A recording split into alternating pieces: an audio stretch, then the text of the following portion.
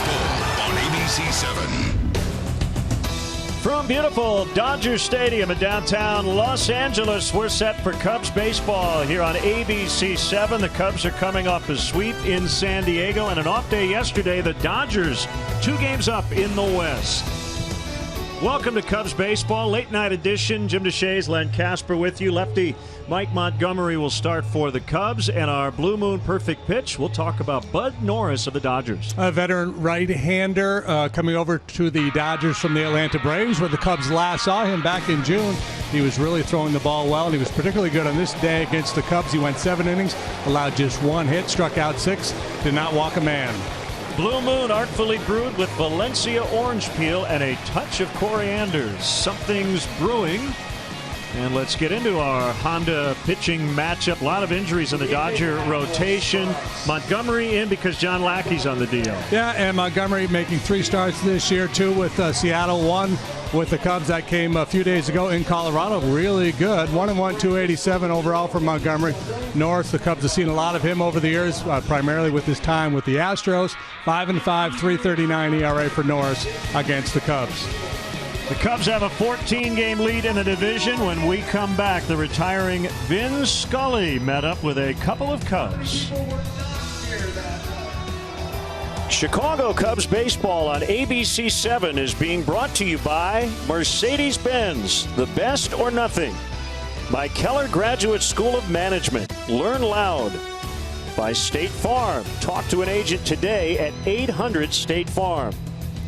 By Honda, start something special with a great deal on a Honda, now at your Honda dealer. And by Southwest, transparency, low fares, nothing to hide.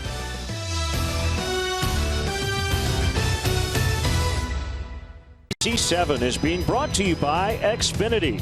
Xfinity X1 will change the way you experience TV. By your Chicago and Northwest Indiana Hyundai dealers. Visit buyhyundai.com. By Lakeside Bank, celebrating 50 years of financial strength. Lakeside Bank, it's about time. By new BP gasoline with Invigorate, our best fuel ever. And by the Bob LaCourcio Auto Group. You're going to like buying a car this way. Well, the best who ever lived, Vin Scully in his 67th and final season as the voice of the Dodgers and really the voice of Major League Baseball. And a couple of Cubs came all the way up to the press box before the game. Former Dodger David Ross in his final season as a player, and Cubs manager Joe Maddon. They were bearing gifts as we check in on our Keller Graduate School of Management leaders of the game. But so I really am touched, you know. Every time somebody comes up, I keep thinking, first of all, they just got off the bus, so they have to come early, and then to make that trip, because they moved the clubhouse, so you're almost in Pasadena. That's a piece of cake. Yeah, it's definitely worth it. Yeah, well, I was just about to say, you're right about that. Golly, so, you know, I'm getting some nice pictures from my retiring scrapbook, and you'll be leading the parade. Oh, good. I hope we get in there. Great stuff from Vin Scully. Well, some of the best infielders in the league going at it tonight. Rizzo, Gonzalez, Bryant, and Seager. Lineups, first pitch, all the action next. Brought to you by Southwest, transparency, low fares, nothing to hide. By Ford, inviting you to visit your local Ford store or buyfordnow.com. By Instant Care, the medical care you need, the settlement you deserve. By Presence Health, compassion is our mission. And by Volkswagen. And tonight's HD broadcast is brought to you by Xfinity. Xfinity X1 will change the way you experience TV. Now the Southwest Airlines Cubs lineup. Dexter Fowler in the leadoff spot. Chris Bryant playing third. He's had a big trip. Anthony Rizzo 2 days off, back in there. Ben Zobrist has been hot as of late. Not hotter than Addison Russell with a home run ball. He's hit 5 already on the trip. Hayward, Soler, and Montero ahead of the pitcher, Mike Montgomery. Dodgers defensively, and it's brought to you by Comcast Business. This is a good club defensively. They don't have a lot of range, but they catch the ball. They've only made 57 errors. That's the fewest in the National League. Comcast Business gives you the Dodgers defensively. Kendrick, Hernandez, Reddick, the newbie in the outfield. Turner, Seager, Utley, Gonzalez, and veteran presence there on the right side. Chucho Ruiz, newly acquired, brand new. Speaking of newbies, he's behind the plate. And the veteran right-hander Bud Norris, as you look at his numbers between Atlanta and here with the Dodgers, 6-10 with a 4.69 ERA. He's made 17 starts. He's also appeared 14 times out of the bullpen.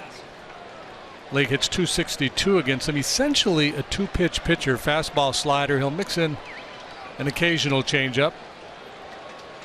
And here we go. Norris to Fowler, and it's a strike. 95 miles an hour on that fastball.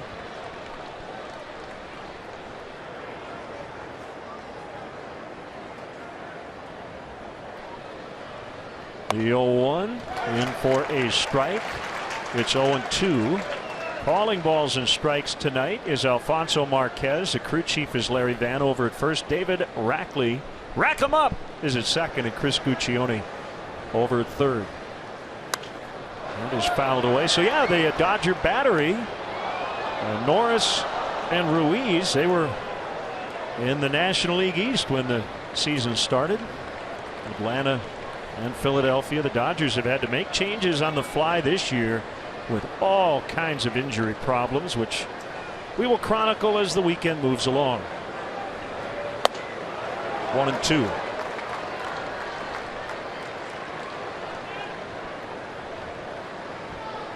Norris started his career with the Astros back in 09. Actually made his debut against the Cubs in relief back in 2009. Broken bat liner into right for a base hit. That's a good start, and there are a lot of Cub fans here tonight.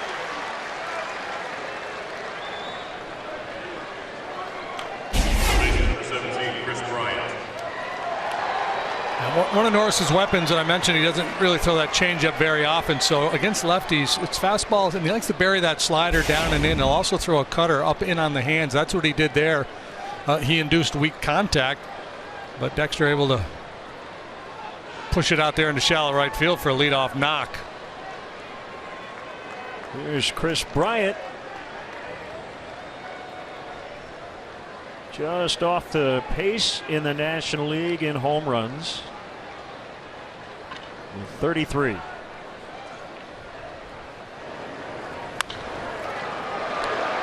Turner, Utley, and safe at first. So that Chris Bryant speed breaking up a double play. And we see it time and again. What appears to be a double play ball off the bat of Chris Bryant turns into a regular old fielder's choice because of his speed and hustle down the line. Even if Gonzalez catches that ball, Bryant's going to beat it. Weather at first pitch brought to you by Four Seasons Heating, Air Conditioning, and Plumbing for all the right reasons. Call 866 Four Seasons. A very comfortable 68 degrees. Glorious Southern California night. And a late arriving crowd, as you can see, but this place will be near full. And probably about 3 innings. It is fireworks night tonight. And you've got 2 first place clubs going at it as Anthony Rizzo takes ball 1.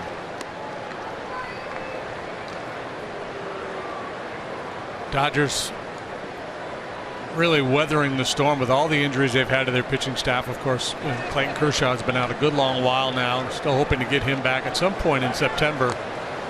Remarkable the run they've been on, obviously aided by a faltering Giant team as they've moved to the top of the pack in the NL West despite all the injuries.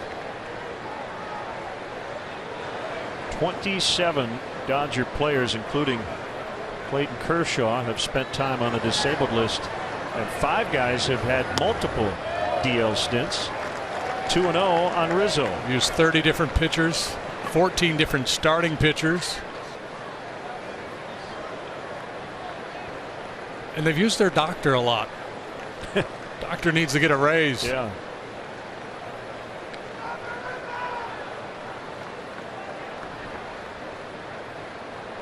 Big leg kick and a 2-0.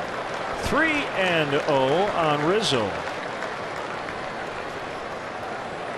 Norris lifetime 62 up, 78 down, 4.47 the ERA. And somewhat transient of late after a nice run in Houston for about 5 seasons. He moved on to Baltimore. Last year split time between Baltimore and San Diego, and this year Atlanta, and now the Dodgers. The pitch. Ball 4. All right, JD, you've had a couple of days to think about your Mercedes-Benz keys to the game. I know. I just took my whole off day yesterday. I was going to go out and have some fun, but I said, what are the keys to the game tomorrow? Left is right. Mike Montgomery, a lefty pitching for the Cubs tonight, and the Dodgers have really struggled against left-handed pitching. Give me a break. That speaks to the Dodgers. Great work since the All-Star break. They've been one of the best teams in baseball, not just in the win column, but really putting up a lot of runs. Don't sell them short. We're going to pay a lot of attention to the shortstops in this series. Two of the best young players in all of baseball with Addison Russell and Corey Seager. Those are the keys. Are you going to sing the Nell Carter song? Give me a break. 5 straight misses for Norris as Zobrist takes ball 1. Was that on right before the Facts of Life? That probably was. Give me a break because I sure deserve it. Speaking of singing, and I don't know if we can find this, but did you see the deal that Ben put on Instagram? Singing with his daughter at Disneyland yesterday. Oh my goodness. Great.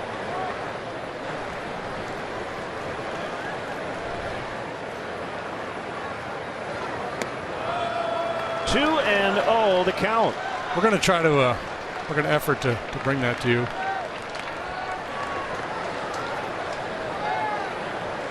If you're undecided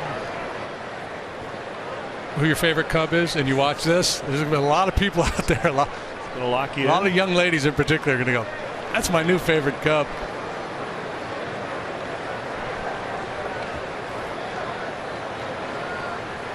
The pitch is a strike. 2-1.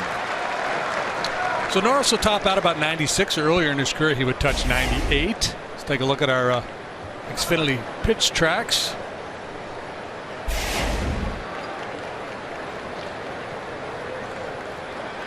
He's from California, but Northern California.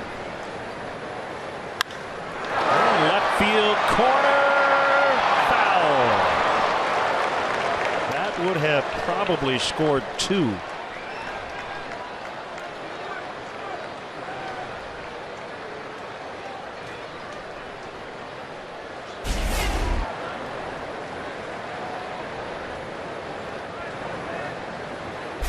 We got a lot of ball boys down there. Well covered. Well covered. Probably got 2 or 3 of them on the DL.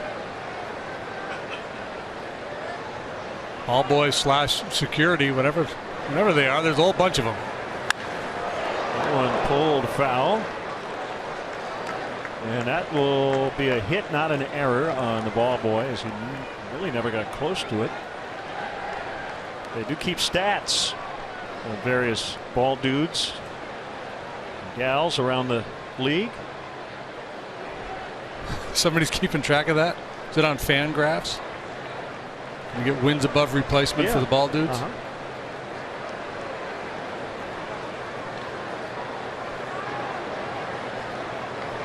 2-2 the count. First inning, 2 on, 1 out. Zobrist fouls. Mentioned the Dodgers defensively having made just 57 errors, the fewest in the NL, just 1 more than the Astros, who've made the fewest in all of Major League Baseball. They rate pretty highly too in the advanced metrics in terms of defensive runs saved. A group in charge here that is really into analytics. Do a lot of shifting. I feel like they've stolen a lot of outs with their positioning. They don't have great range.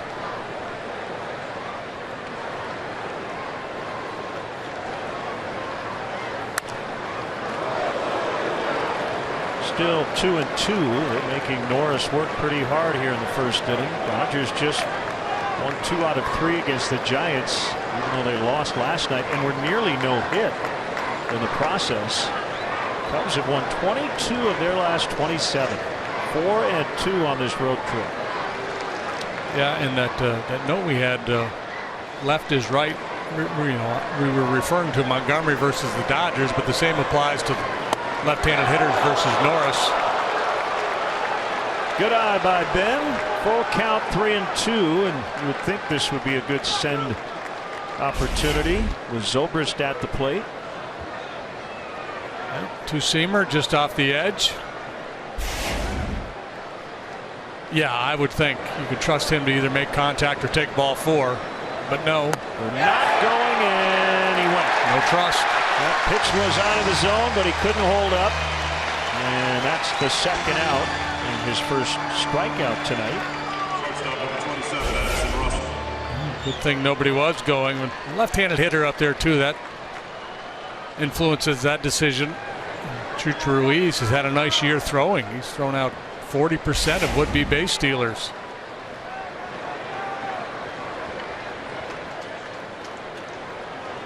Well, all is not lost because the inning is still alive and 2 men on for Addison Russell, who's got 19 home runs. He's hit 5 on this trip, and he's knocked in 9 in 6 games.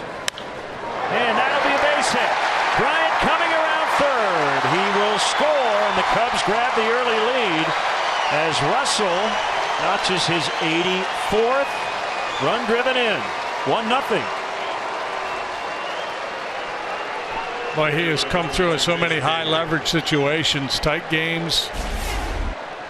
And with that first run for the Cubs, Chicagoland's own eClick Lending will donate $100 to the Pat Tillman Foundation, supporting military veterans and their families. You mentioned this when we were talking to Joe about patterns, and Addison, you know, he'll occasionally jump all over that first pitch, and he did it there. Yeah, I think he goes to the play with an attack mentality, but he's just not flailing away. But if he sees something in the zone early, he's going to take a whack at it. Here's Jason Hayward playing right and batting 6th, then he takes a strike. These two teams have been good early. The Cubs particularly good in the opening inning. And they'll give Mike Montgomery some early run support.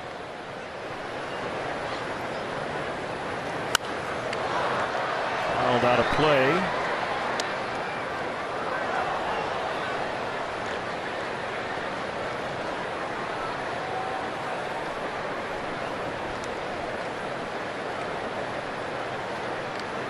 Cubs do not need to scoreboard watch with a 14-game lead, but we always like to, and the Cardinals are hosting the A's tonight in St. Louis, interleague matchup, and the Cardinals have a 3-1 lead in the 8th.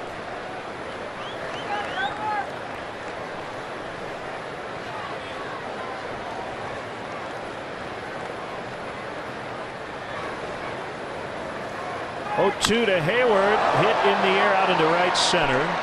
Hernandez gloves it, and the inning is over. The Cubs get a run on 2 hits. The Dodgers are coming up.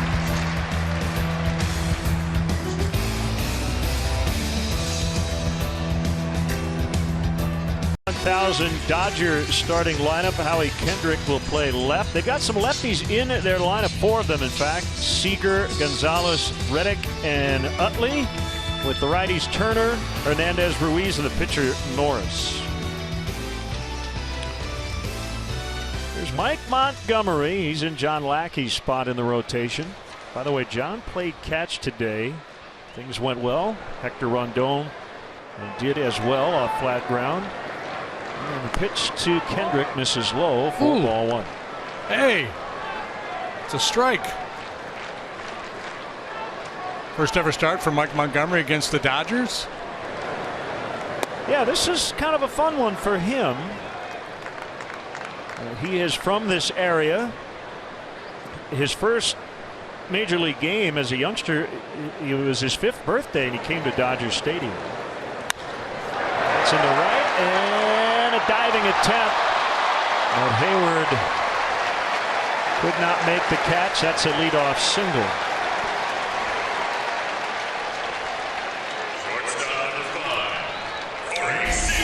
Kendrick, like Fowler, starts the ball game with a base hit, this time the other way, and Hayward lays out, tries to make the shoestring catch. Just a little bit short, but a nice job. knocking it down. We check in with the rest of the Cubs defensively, brought to you by Chevrolet. You see Hayward in right, joined by Fowler and Soler, center left. Third to first, Bryant, Russell, Zobrist, Rizzo, Montero behind the plate. That's them. Here they are. Here we go. There's the pitch. 0-1 on Corey Seager. Yeah, so Montgomery's from Mission Hills. That's just northwest of here. Came here when he turned 5. He actually pitched here in high school in a showcase. This is his first start in this ballpark as a major leaguer. And look, the big leagues are the big leagues. Yes, they are. But pitching and playing at Dodger Stadium is a little different, isn't it? And you can speak with experience because you've got 4 decks. It's just this huge, massive ballpark. A little bit different venue, yeah. You got a lot of celebrities. I think a lot of it too is just, and it depends, you know, depending on when you grew up and how much baseball you paid attention to on television. The Dodgers obviously have had a lot of success and a lot of times had playoff runs, and if you grew up watching that on television, you have certain memories of watching the Dodgers. And of course, so many players, big league players, are from this area. Yep.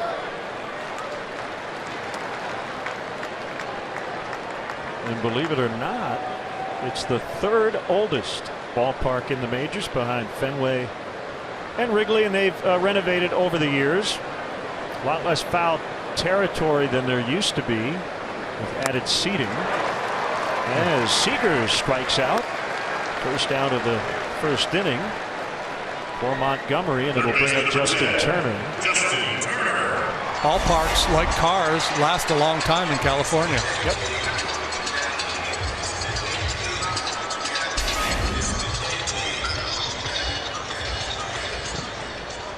Not the easiest lineup to navigate.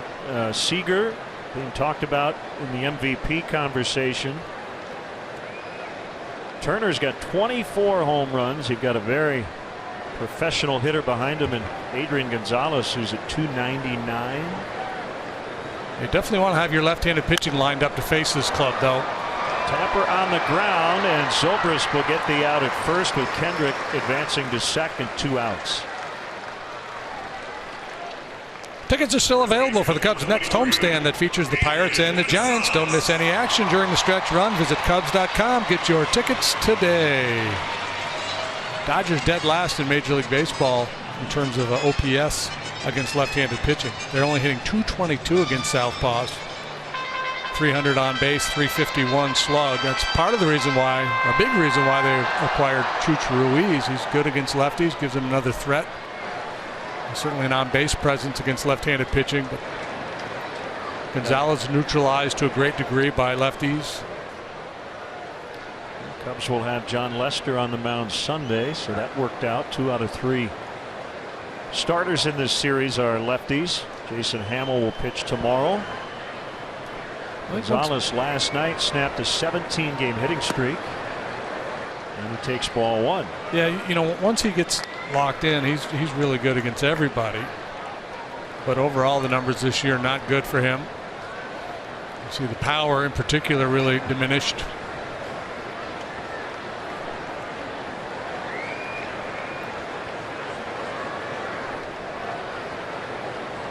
One-0 pitch is a strike. 1-1.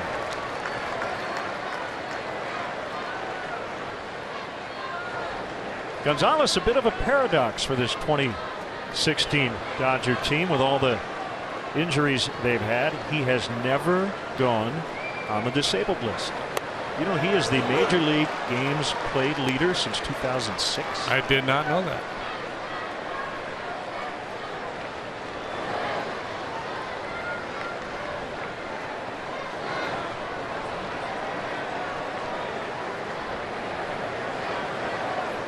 One and 2, here it is.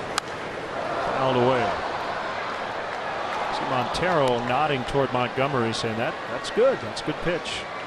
We're good. Yep. Tried to elevate the fastball. He got it there.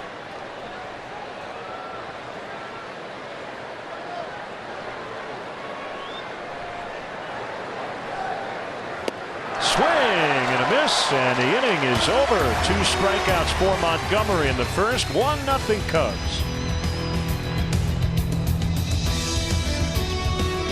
Broke up a no-hit bid by Matt Moore of the Giants. But before that, the saves of the game brought to you by Felco Denard Span, really helping out his starting pitcher. Save big with Felco. $1 installation on all windows, siding, and doors. Moore threw a Major League high 133 pitches. And after giving up that hit, he was taken out of the game as the Giants got out of here, salvaging the finale of that series and going into tonight 2 games behind the Dodgers. That play, the second one Span made, that was in the 9th inning. Yeah. Soler taps on the ground to Turner, off balance throw, and he gets him. It's going to be interesting to see going forward how Bruce Bochy handles Matt Moore with his next turn. Does he take it on regular rest, or does he try to buy him a little extra time? That's a luxury they might not have.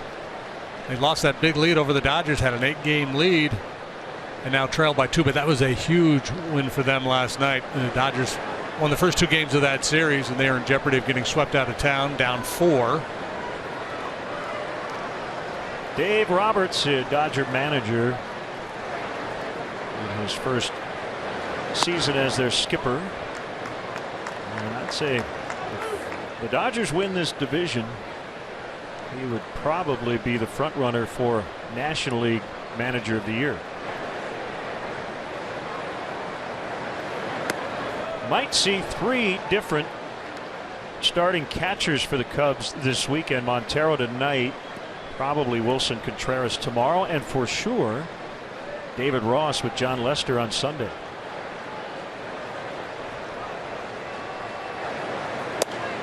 And this series, I think, means a little more for David Ross than the others this season, because he came up with the Dodgers, and just kind of feels like it'll be a bigger deal for a guy who's going to hang him up after the season.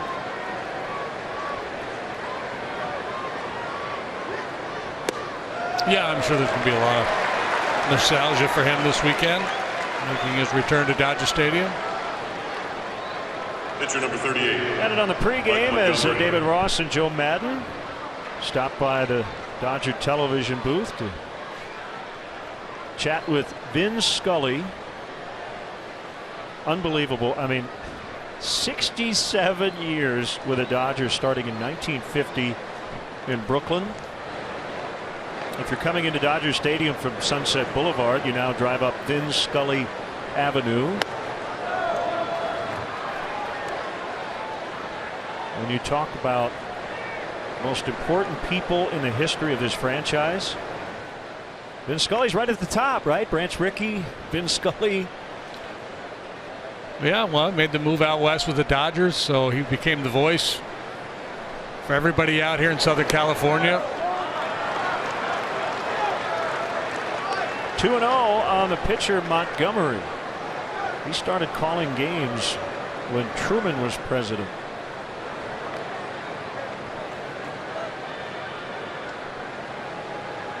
Played college ball at Fordham University.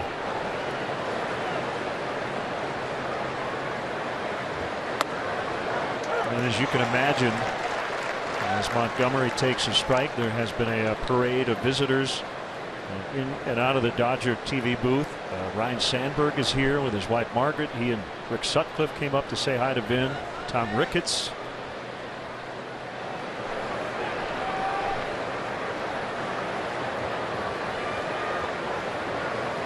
Swinging and a miss. Good hack by Montgomery, and it's 2-2.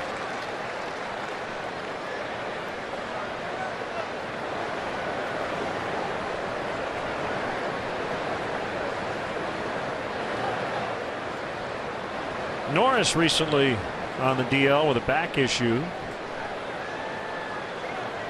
Started on Friday, pitched in relief on Monday in Cincinnati. Kind of a given, if you pitch for the Dodgers, sooner or later you're going to spend some time on the DL. Yep.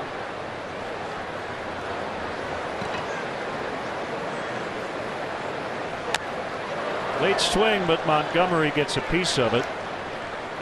On Thursday, September 1st, Cubs take on the Giants. First pitch 7:05, and up to the first 10,000 early arriving fans receive a Cubs cap presented by Bona Beef. For more information and ticket availability, visit Cubs.com.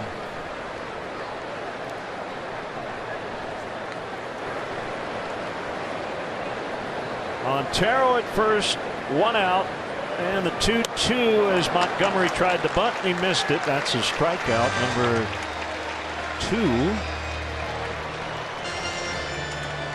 for Norris.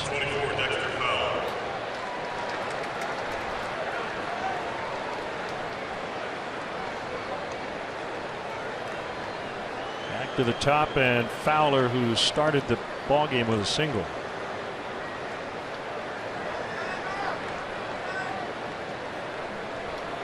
Coincidentally, I'm talking about Vin Scully. Today's the anniversary of the first ever televised baseball game in Ebbets Field in 1939. Yeah, Red Barber. It was Dodgers Reds.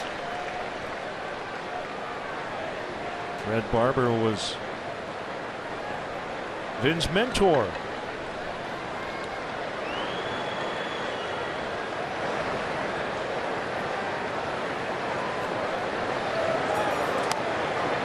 Hughes told the story to Ed Sherman in the Tribune today. Pat once asked Vin how he would like to be remembered as a broadcaster in 100 years, and he said 2 things: that I was fair and accurate.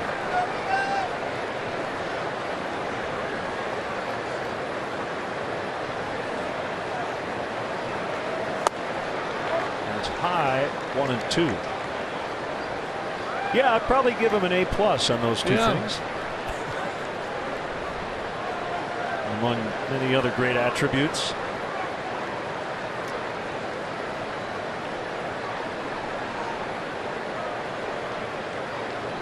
The pitch, he got him, and the inning is over. Inning and a half in. Cubs 1, Dodgers nothing.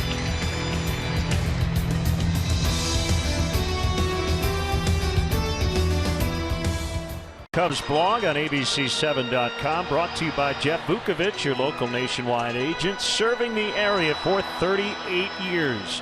To join the nation, contact Jeff at jeffvuk.com. Nationwide is on your side.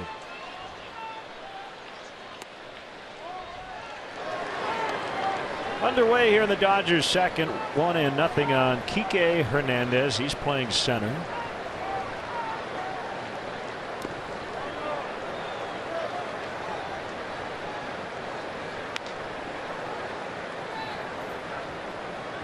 Ruiz and Reddick to follow.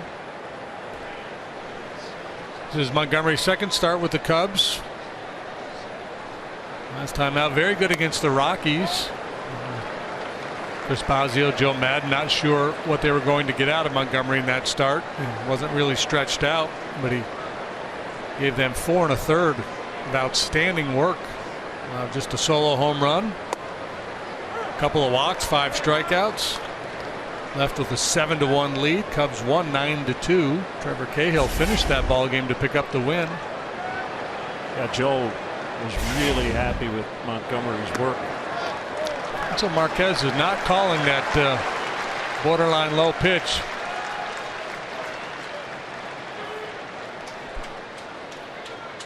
Catcher number 51, Carlos Ruiz. Here's Ruiz. Charlie Steiner, I was chatting with the Dodger radio announcer before the game. He said the Dodgers have more members of the 2008 Phillies World Series championship team than the Phillies do, 3-1. Ryan Howard's the only one left. And Blanton, yeah.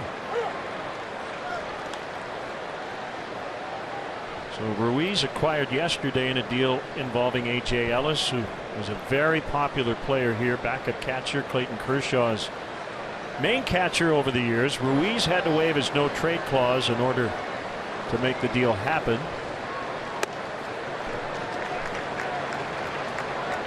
Ruiz has always been a disciplined hitter, a good eye, will take his walks.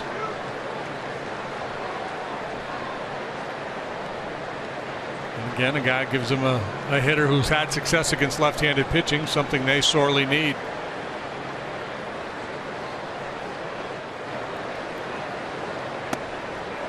Curve is on the inside corner for a strike. He is capable of hitting that curveball on the ground to short. Are you calling it? No, I'm just begging. Oh, it just got hit, and the Dodgers have 2 on with nobody out. Well, folks, the Cubs celebrated Bud Fridays in the Budweiser bleachers all season long, and the final Bud Friday is on September 2nd. First pitch, 1:20. Up to the first 5,000 early arriving fans 21 and older in the Budweiser bleachers receive Madden glasses presented by Budweiser. Get here early. For details, visit Cubs.com/Fridays. Well, get there early. Don't get here early because you'll be really far away if you get here. Get there. Josh Reddick, man, I wouldn't recognize him. What's going on? Would you recognize him? I wouldn't recognize them otherwise. He used to have long hair, yeah. Yeah. These Dodgers at corporate tighten everybody up. He has struggled since being traded from Oakland, hitting 143 over 20 games with LA. Outside 2-0. Now Montero will head out. Yasiel Puig is at AAA, and he is raking. But I'm not so sure he's going to be back this year. And there have been reports that some other teams have made some lowball offers to the Dodgers for Puig, but Dodgers not interested in just giving him away. Yeah, it's going to be interesting if Reddick doesn't start to produce, or if they struggle to score runs, and Puig continues to light it up down there in the minor leagues. To see what they do, Puig at his best is a very talented, impactful ball player. At his worst, he's a huge distraction and a reckless base runner and somewhat careless in the field. 2-0 and fouled. It's 2-1. Reddick, a guy who has really struggled against left-handed pitching. What have the Cubs done? They're yielding just a .200 opponent batting average with runners in scoring position. Lowest since the year of the pitcher, 1968. That one knocked down. He hit the leg of Montgomery. He'll have time to recover, and he gets Reddick. And it looks like he's all right. Yeah, the next on that list, the Miami Marlins at 242. So the Cubs way ahead of the rest of the field in terms of keeping other teams from hitting with men in scoring position, as P.J. Mainville will head out to check on Montgomery. Yeah. Line drive. That was a solid blow. Nice job recovering, finding the baseball, not panicking, and making an accurate throw to first base. Now batting, second baseman, number 26, Chase Utley. So before Utley bats, Montgomery will take at least one warm-up toss. I couldn't tell exactly where that got him. Front of the leg, the calf muscle.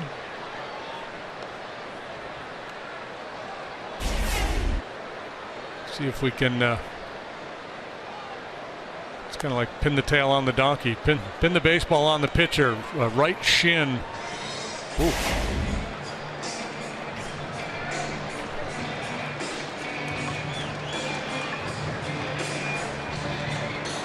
So here is Utley. We'll see how Joe decides to play the infield. It looks like the middle guys will play back. Rizzo and Bryant in a little bit. Hernandez the runner at third. Ruiz is at second.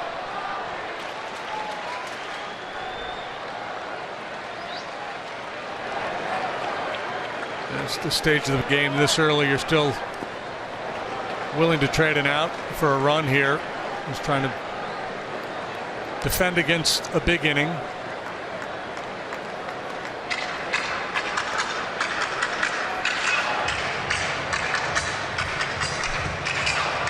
If you have any trouble hearing as you're watching wherever you are, they make sure they crank up the PA here.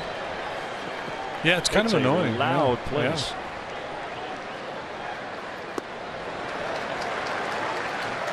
2-0 on Utley. Pitcher Norris on deck.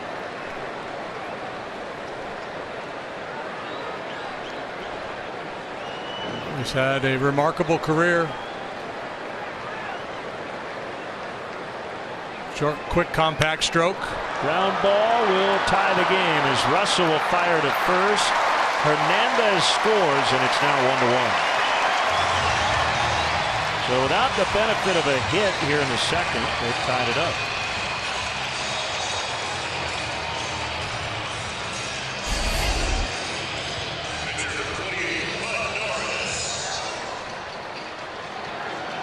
It's just a good veteran hitter there. He knows the infield's back.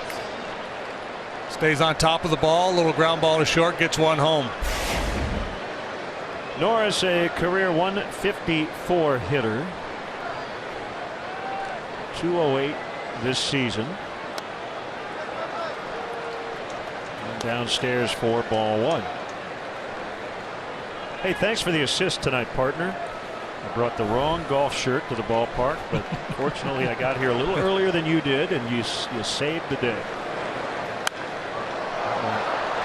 ABC 7 Polo. We're on 3 different stations this weekend, and about halfway to the ballpark I realized, oh, I got this wrong.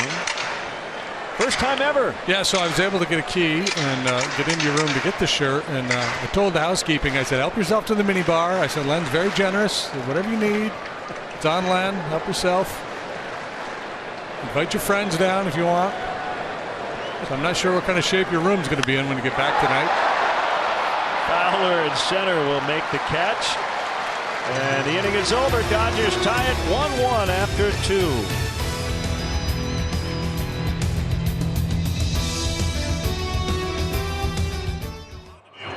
Farm. This is the last game the Cubs played here at Dodger Stadium. It was a Sunday night, August 30th last year. Cubs win 2-0. Chris Bryant hit an early home run.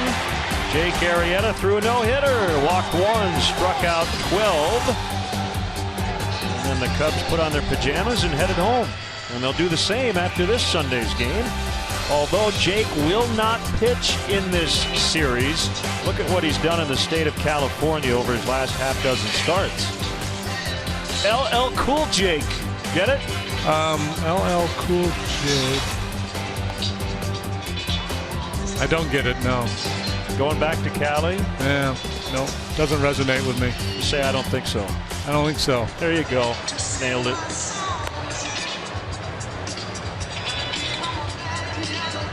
Maybe if you hummed a few bars, I would get it. Going back to Cali. Going back to Cali. Did they play that during BP at Wrigley? Did they play that BP at Wrigley last year, maybe? Maybe.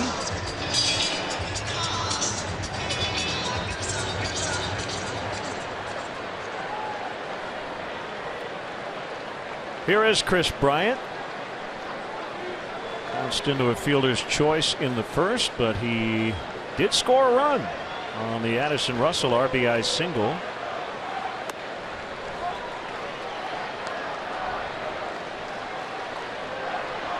One ball and no strikes.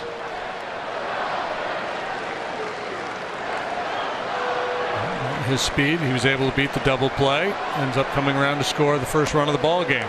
Going into play tonight, the only major league player to score at least 100 runs. He scored number 105. Josh Donaldson and Mookie Betts beginning their games tonight with 99. And a 1-1. Misses 2 balls and a strike.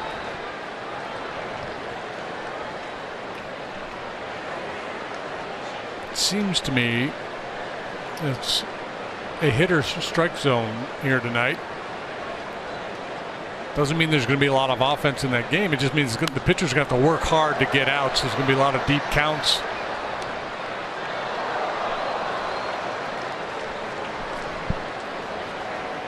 Who's the MVP of the road trip? There's some candidates. Big numbers for the shortstop and the third baseman. Rizzo, Zobrist have been really good as well.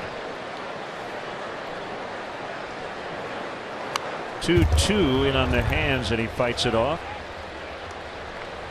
Hey, Cub fans, if you miss any of tonight's action, ABC 7 will rebroadcast each one of its Cubs matchups on the Live Well Network. Tonight's encore of Cubs Dodgers will air in its entirety beginning at 1 a.m. on ABC 7's digital channel 7.2 and those cable channel positions. Popped up on the infield. It's Utley over on the right side. He's got it. And that's the first out. Number 44, Anthony Rizzo.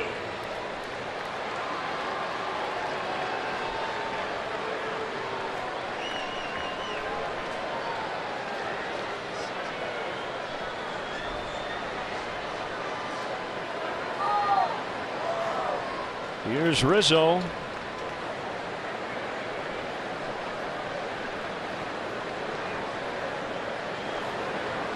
And the pitch. High deep drive, center field, and Hernandez on the dirt for out number 2. That's, by my count, 3 balls he's hit this week. He's gotten under just a little bit. Bryant just missed his and Skyler on the infield. Anthony gets under it a little bit. The first pitch slider from Norris. Cubs are leading in altitude right now.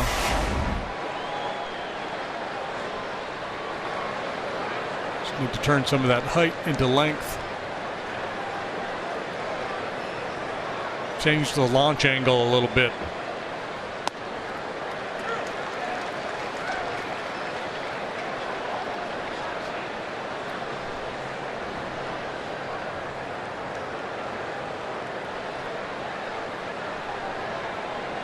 The 0-1 on Zobrist, and it's now 0-2. Yeah, he went.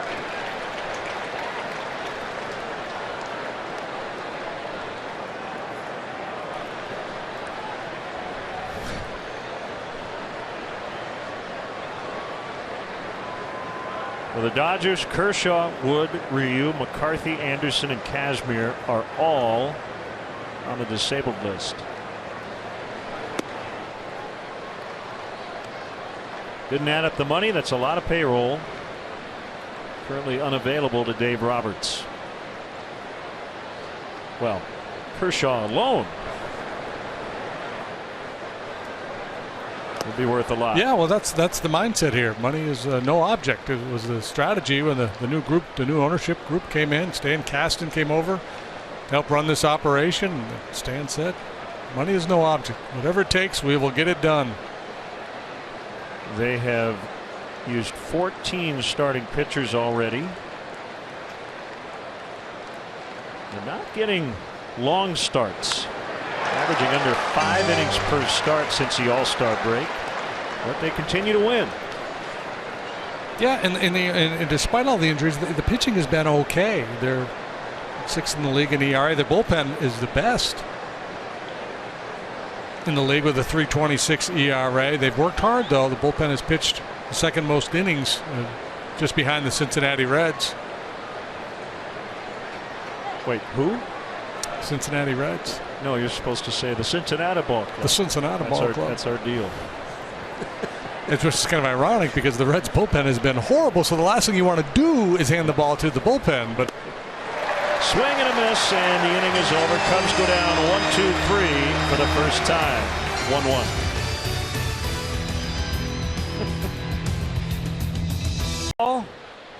1-1, and the pitch to Kendrick is a strike from Mike Montgomery. Second time through the order.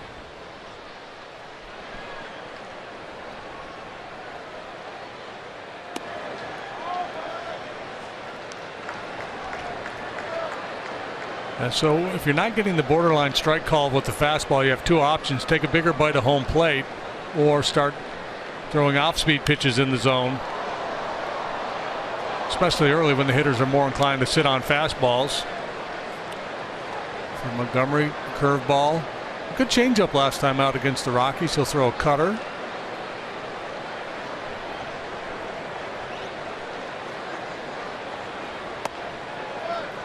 Fastball outside, 2-2. Cardinals did beat the A's tonight, 3-1 the final. Luke Weaver got his first major league win. Jed Jerko hit another home run. It's 22nd.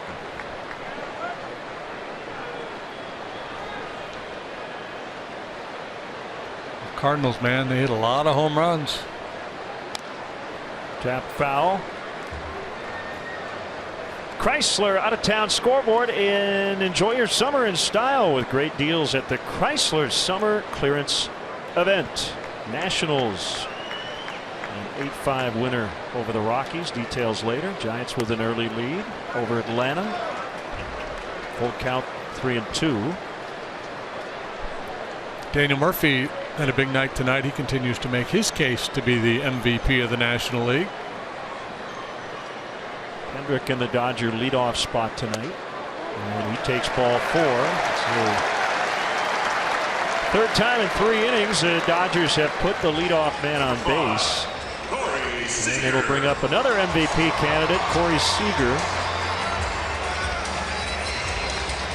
I mentioned he broke up Matt Moore's no-hitter last night. It was on his bobblehead night. He's hitting .469 over his last 16 games. He's the 5th rookie shortstop ever with 150 hits and 20 homers, and we're still in August. Last guy to do that, Troy Tulowitzki in 2007.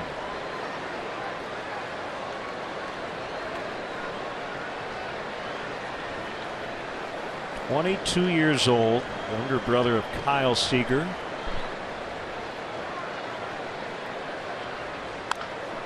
And he taps foul. Here's how the Matt Moore no-hit bid ended.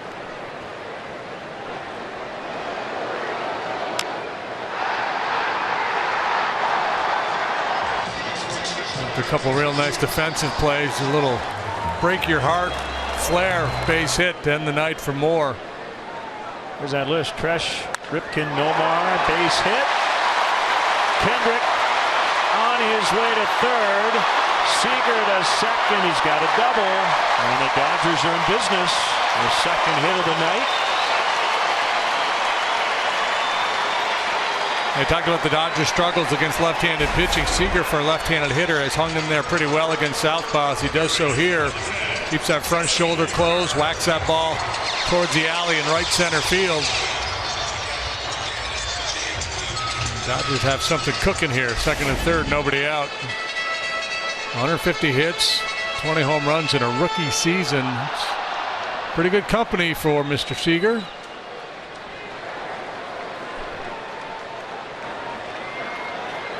Yeah, you hear comparisons with Ripken because he's so big. I think Cal's going to be here on Sunday calling the game. Dodgers will take the lead. Turner grounds out to Russell. Kendrick scores.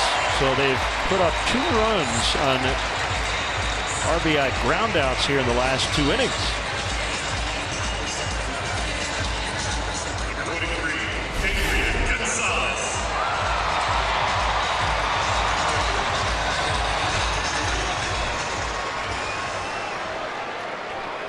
Turner turned himself into quite a player, leading the Dodgers in many categories. He is almost the, not quite, but almost the pitching equivalent of Jake Arrieta. Right? Previous stops, didn't do a whole lot. Part-time guy. And with the Dodgers, he has been really, really good. Due to be a free agent too, I believe.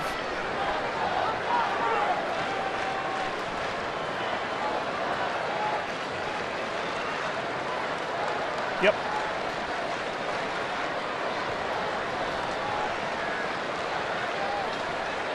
Well, you just said the Dodgers have said money's not an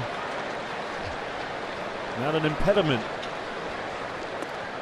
And he will likely get paid. By somebody. Paid by somebody, and the question is, you know, and kind of like Jake Arrieta, the age is an issue. He's becoming a free agent here at 31 years of age. Yeah, and he'll be in his age 32 season next year. Chris Bosio to the mound. 2-0 the count on Gonzalez.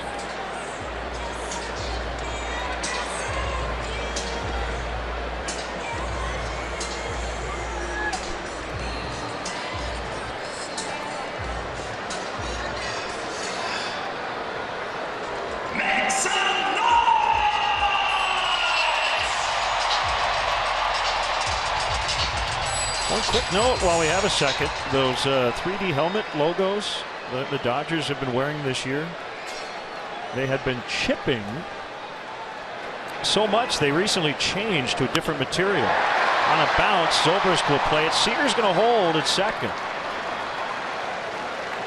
I think the reason he held up, he wasn't sure if Zobrist would catch it. Yeah, it was hit on the line. If that's a ground ball, he's off and running. And if he recognizes or reads ground ball right away, he goes. But he had to hesitate a little bit.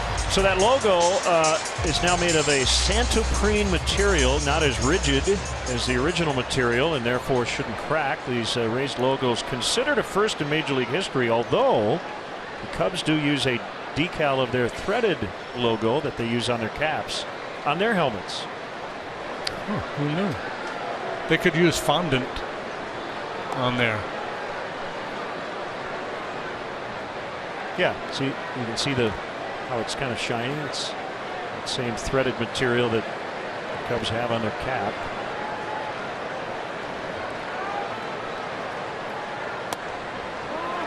(2-0) on Hernandez. So with a tight strike zone, these two starters have been behind in the count all night. Yeah, so like I said, I think for Mike, the get over curveball might be a good way to get the jump on some of these Dodger hitters. Well, that was a good changeup. And then, of course, the other piece of it is knowing, who and when to give into, who will chase that changeup in a fastball count. And that's kind of the reputation of Hernandez. He's trying to hit that one 100 miles, and you can't blame him on 2-0. There's the curve you were talking about. It's 2-2.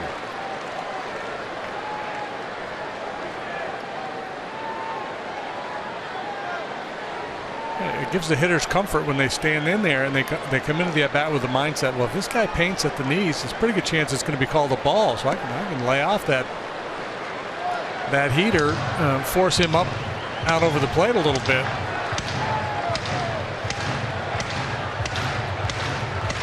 How about this? Kike Hernandez is 11 out of 19 with 4 doubles and 3 home runs against Madison Bumgarner in his career. .579 average.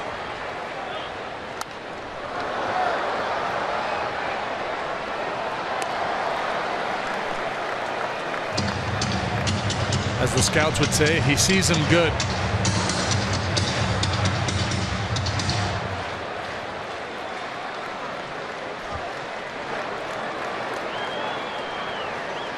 But facing two outs and runners in scoring position without a hit to this point. That one gets by and allows Seager to advance on a wild pitch. And he's at third. As Hernandez walks for the second time. Number 51, Carlos Ruiz.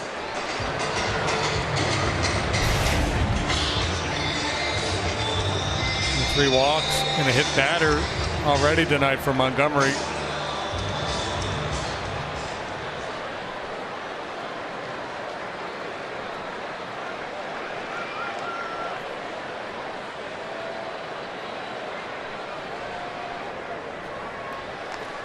So the Dodgers made the Ruiz-Ellis deal yesterday before their game against the Giants. So they were without a backup catcher for the first few innings. They called up for one day a guy named Sean Zaraga to be the backup to Yasmani Grandal. Zaraga was in Oklahoma City with their AAA club. The Dodgers sent a private jet to pick him up. He said it was a 12-seater. It was just the pilot and him. That was it. Landed in Burbank. He got to the park in the 4th inning.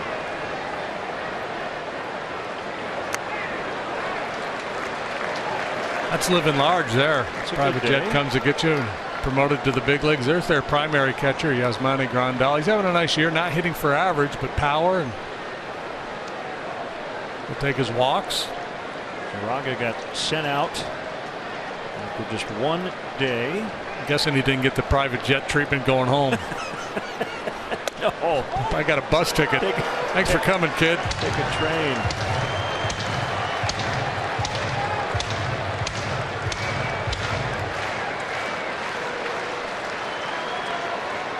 I might green light him here. 3-0 pitch. Yeah. And he fouls it. 3-1. Now they got Reddick on deck, the lefty hitter who's really struggling.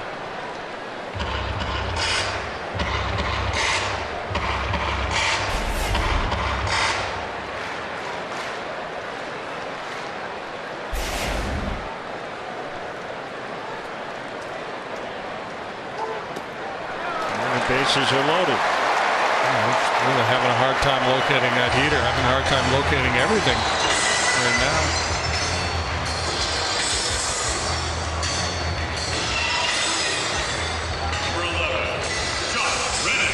Hey, Cub fans, for everything that's local to you, watch Eyewitness News at 10. Join Alan Krzyzewski, Kathy Brock, Cheryl Burton, Mark Giangreco, now meteorologist Cheryl Scott. Weeknights at 10 only on ABC 7 Eyewitness News.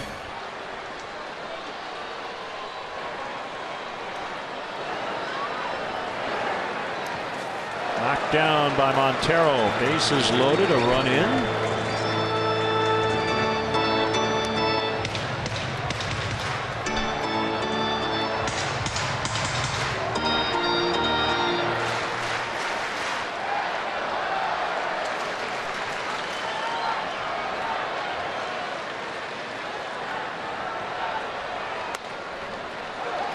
Much needed strike one.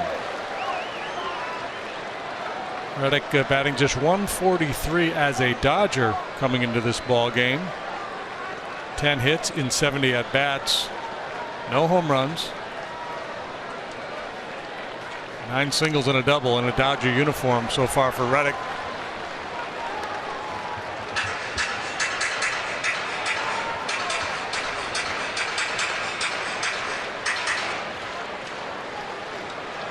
He's an outstanding defender.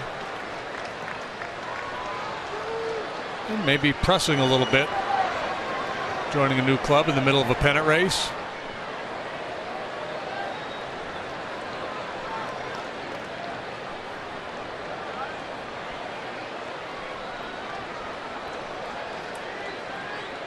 One, two, curveball out of the zone. It's 2-2. 3 walks and a double in the 3rd inning.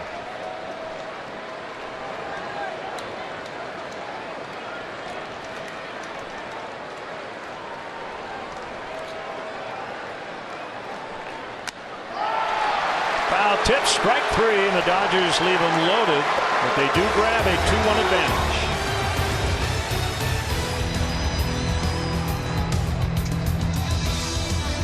By 4 wins, casinos escape the everyday. Glad to have you with us late Friday night from Los Angeles. Cubs are 4-2 on this Western Division trip.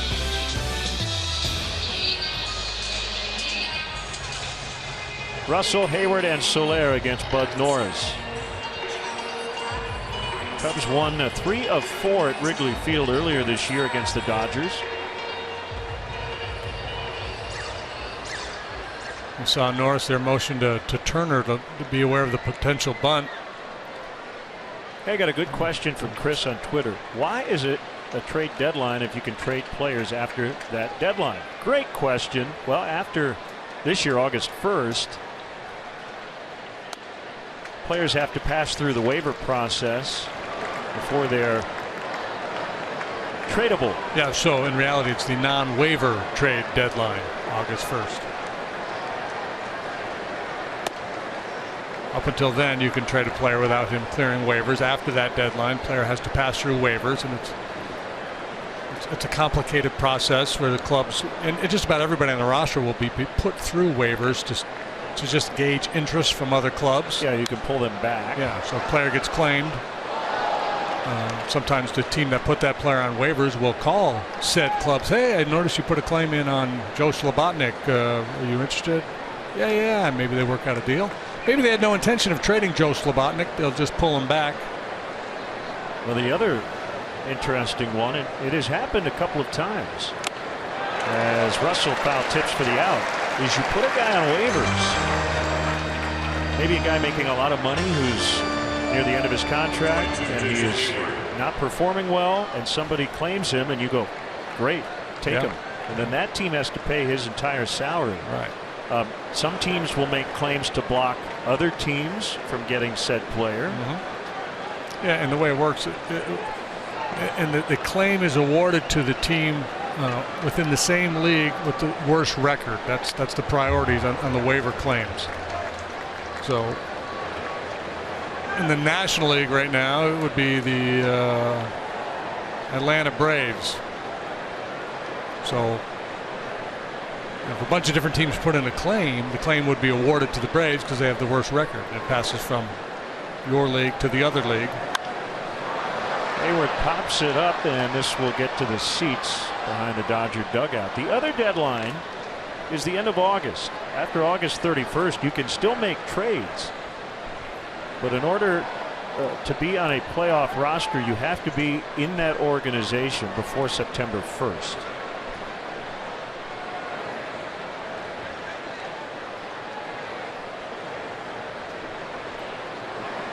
And now you know.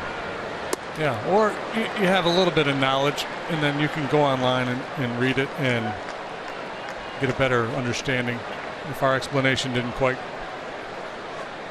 clean it up for you. Yeah.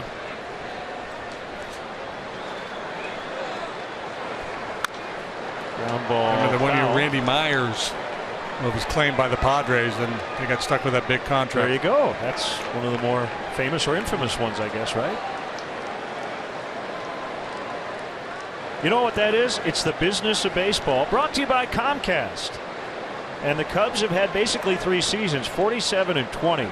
We go 6-15 because the All-Star break is there, but really 5-15, followed by 29-10.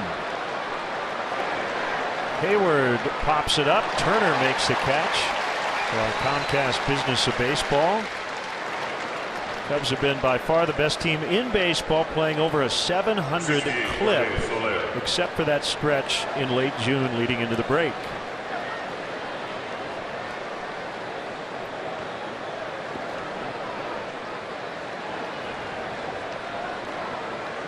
Two down. Here's Jorge Soler.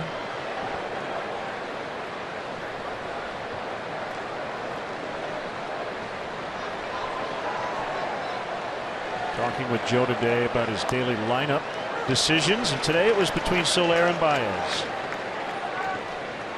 Usually has one kind of big decision to make on a daily basis based on matchups and the like.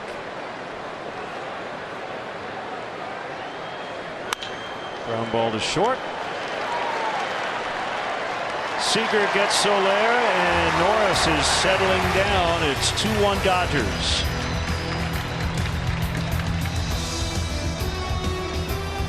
Sport Clips haircuts. It's good to be a guy with over 85 Chicagoland locations. Find yours at sportclips.com.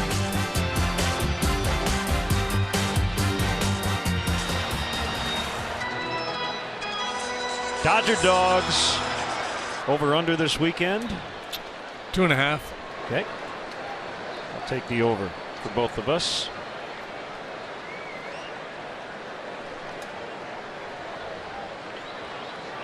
Montgomery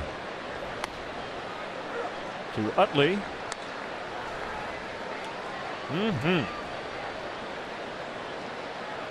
Honest opinion of Dodger Dogs? Well, there was a time there where they kind of went downhill because they stopped grilling them. I don't know what the program is now, but I know it's created quite a dust-up out here.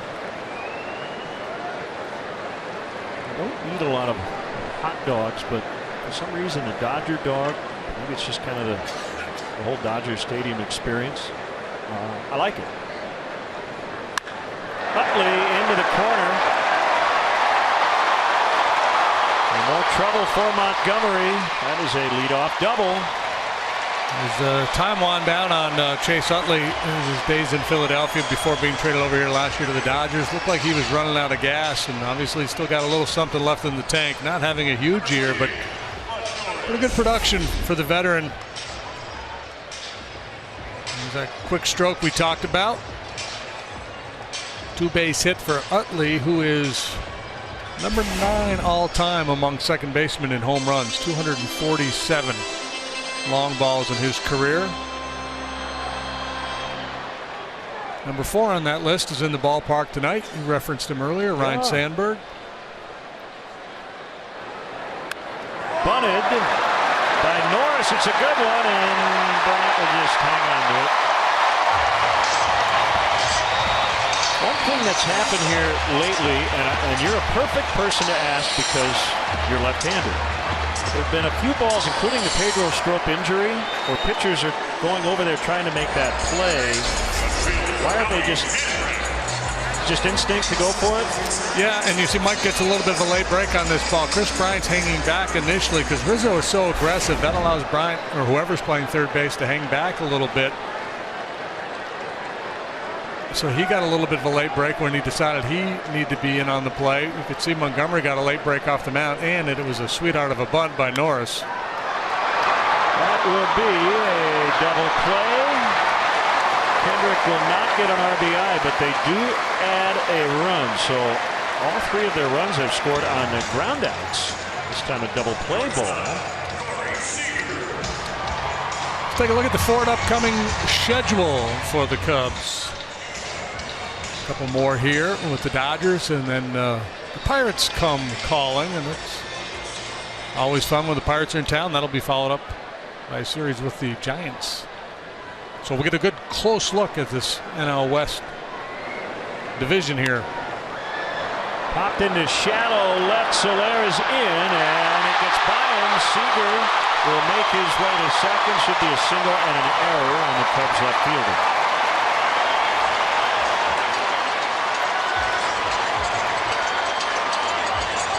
Yeah, that one can't get through you. You know, sometimes when you sell out and leave your feet to try to make a play and the ball gets by you, but here he stays upright, tries to play it on the hop, and it squirts right through the 5-hole.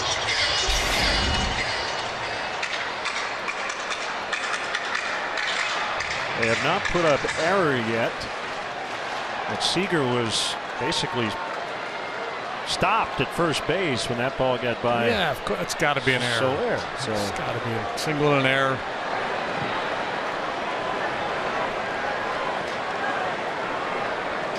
Yeah, they ruled it a double. Wow, that's absurd. Well, that should be changed. Well, that would tie him for the league lead, would it not? With Anthony and Daniel Murphy, doubled his first at bat.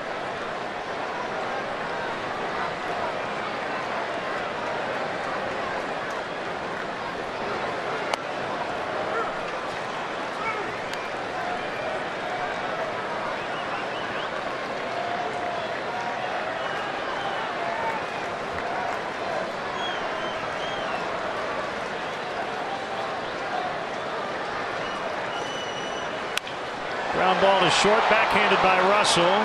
Throw to first, and the inning is over. Dodgers have scored in each of the last 3 innings, 3-1.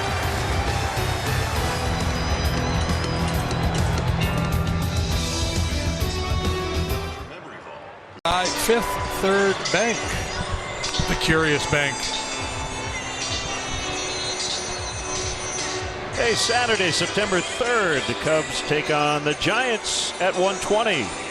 Up to the first 10,000 early arriving fans get a Cubs tumbler presented by Pepsi. For more information and ticket availability, visit Cubs.com, and it always gives me an opportunity to tell you, JD, I'll tumble for you.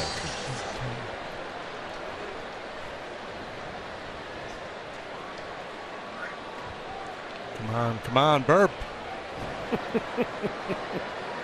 Try the airplane method.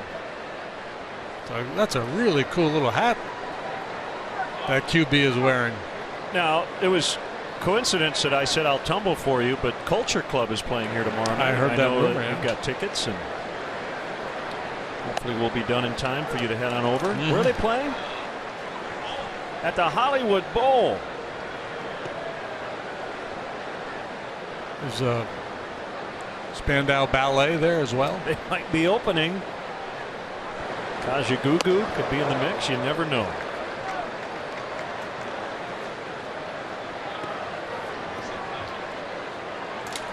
Now, if Dexy's Midnight Runners are there, you're in. I'm right? in, yeah. Yeah.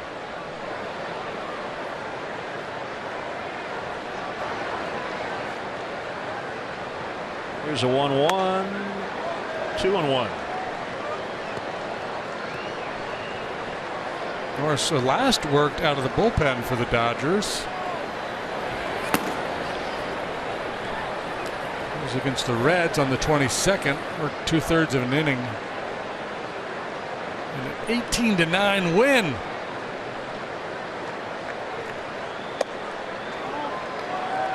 Last start was earlier in that same series back on the 19th, so he's moved in and out of the rotation.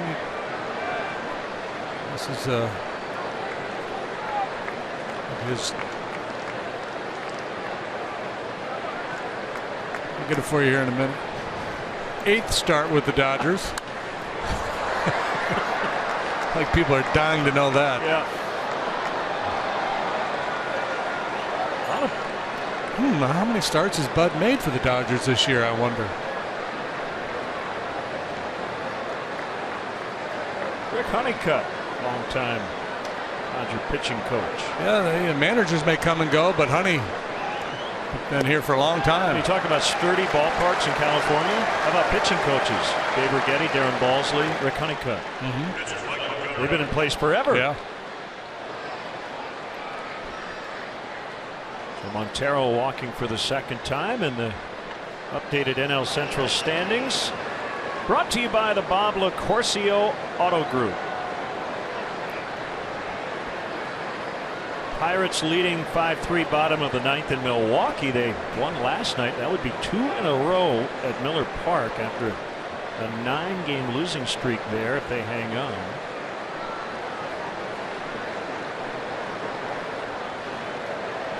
Montgomery in a bunting spot, which might mean he waits until he gets 2 strikes. Swing and a miss. Yeah, that's what happened last time. Norris pretty quick off the mound. You got Montero at first base doesn't run well, so no guarantee if you get the bunt down you're going to be able to advance the base runner. Got to run, Mike. Turner to second for one. Relay will be late.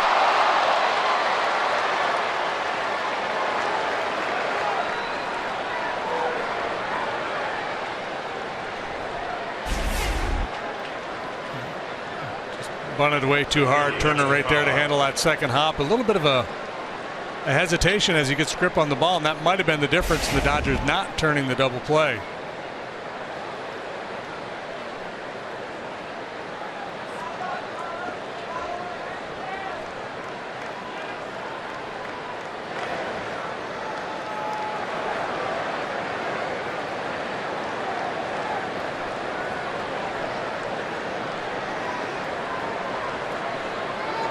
Fowler, the batter, and the pitch. Ball 1. It is a final. Pirates beat the Brewers 5-3.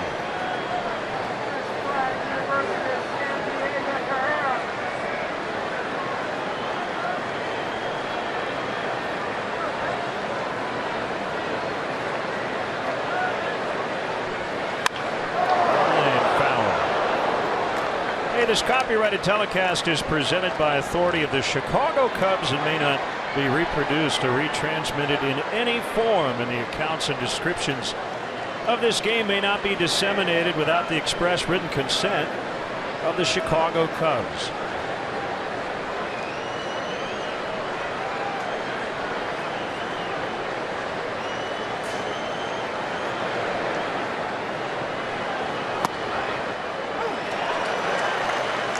Fowler not too sure, but 1-2.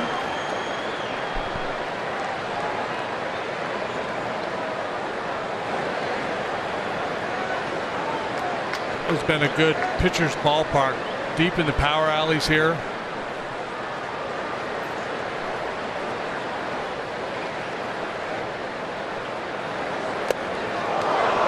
Did I get him?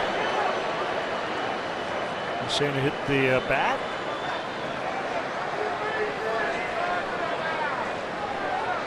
Apparently that's exactly what Marquez said. Dexter didn't argue. Maybe. I'm not sure what he called. I think he called foul ball. He must have just hit the knob of the bat. Yeah. But you see he was out there telling Norris to calm down. Bud came charging in.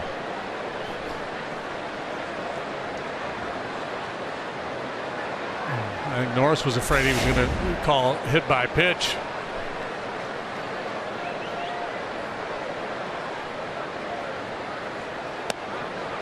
And Norris was basically, or Marquez telling Bud, no, I got this. Calm down.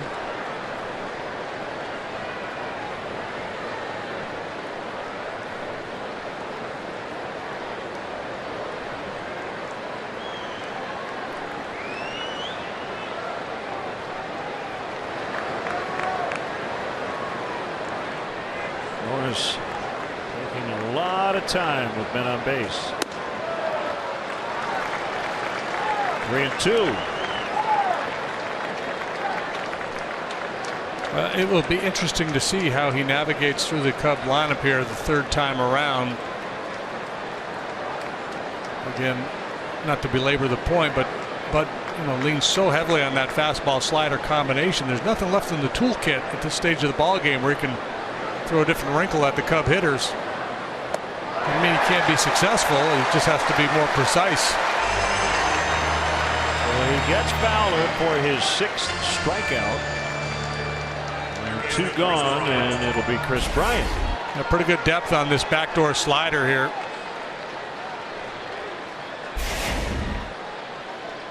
Pretty rare for Fowler to go out of the zone. How about this Sanchez kid for the Yankees? He hit yet another home run. He's got 10. He's played 20 ball games. Batting .403. 23-year-old catcher from the Dominican Republic, Gary Sanchez. So when he came to the big leagues, if you added him to your fantasy lineup, you're looking like a genius.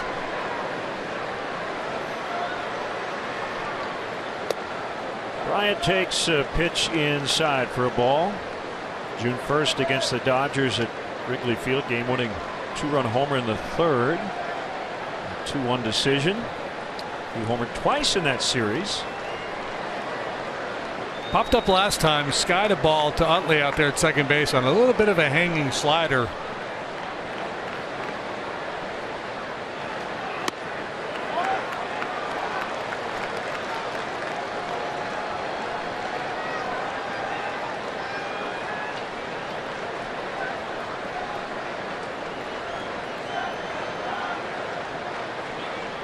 Where a lot of pitchers get into trouble against Chris.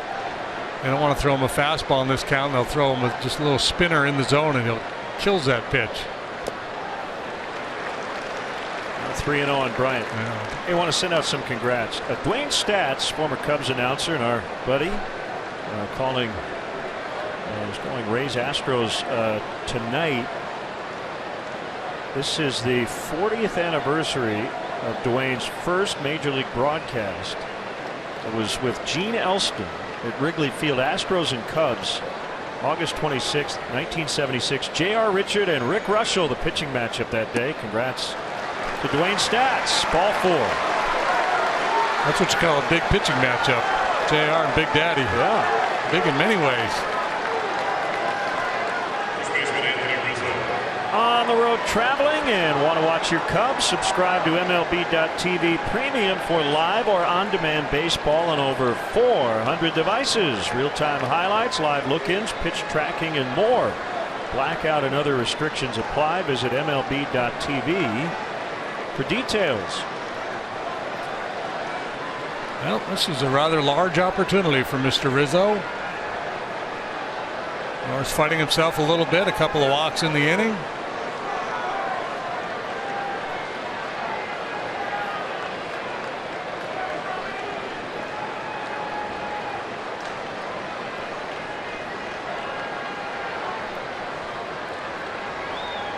8 walks combined tonight. Well, you could kind of see it coming with Alfonso Marquez behind the plate tonight. Tight zone, and pitchers have not been real sharp.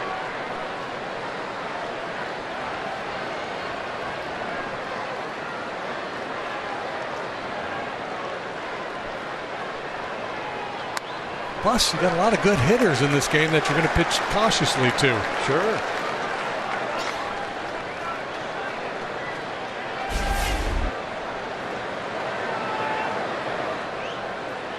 Wasn't terribly cautious. No, that wasn't, because sooner or later you got to pick your spots.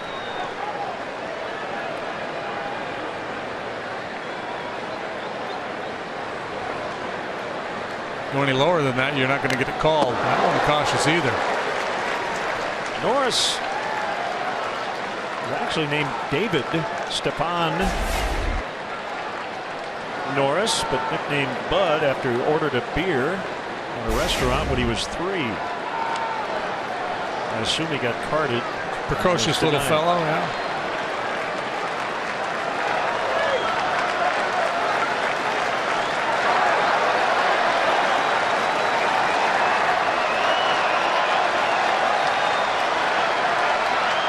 To Anthony, line foul. I think he was trying to imitate his dad or his grandfather who had ordered a Bud. Good thing they didn't order like a St. Pauli girl.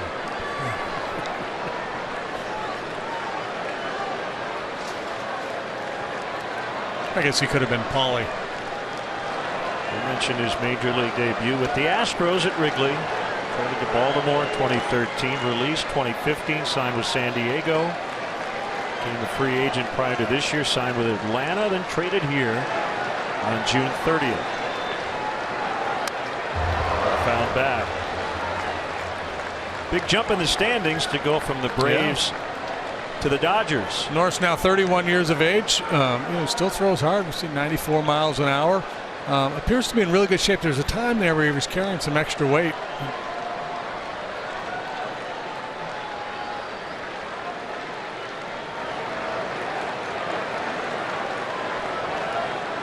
Pitched at Cal Poly San Luis Obispo.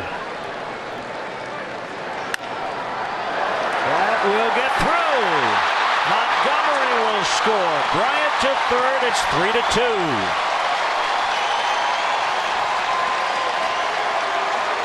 RBI number 88 for Anthony.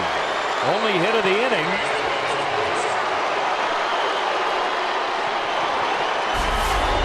Yeah, Utley playing strong pull, so he's got a long way to go to try to make a play on this ball. He's doing his level best just to knock it down, keep it in the infield, and prevent Montgomery from scoring, but none of that happens for him.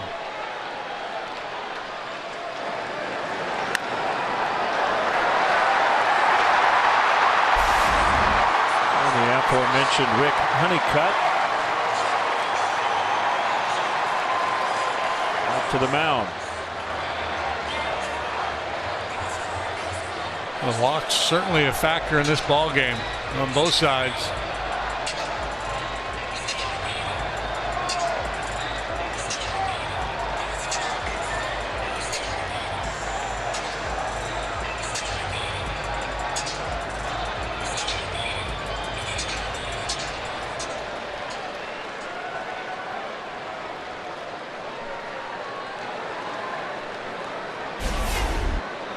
Check out the exit velocity, 96 miles an hour off the bat of Anthony Rizzo. Brought to you by Toyota.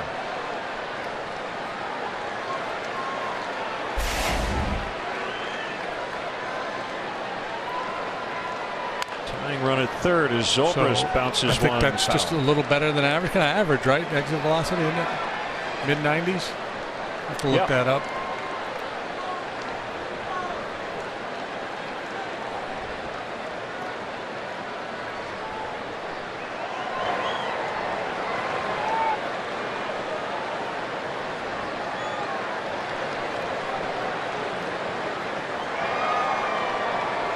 Weird night for Zobrist so far.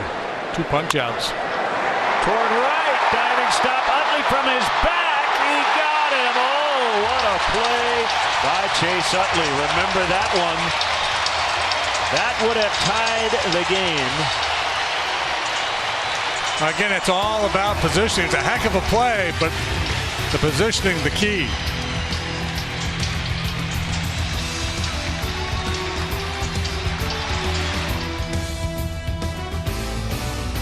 And the Hooters, the original wing joint. Big play by Chase Utley. Yeah, and he was, positioned a strong pull again for Zobrist. This time it pays off for him. Doesn't quite have the range he once had, but beautiful play from the backside after tracking that ground ball down. So the Cubs held to just 1 run. Dodgers still lead. 1 strike on Adrian Gonzalez. He bounces to backhanding Zobrist. Lots of time, 1 out. So Gonzalez 0 for 3 against Montgomery tonight. That'll bring up Hernandez, who's walked twice and scored once.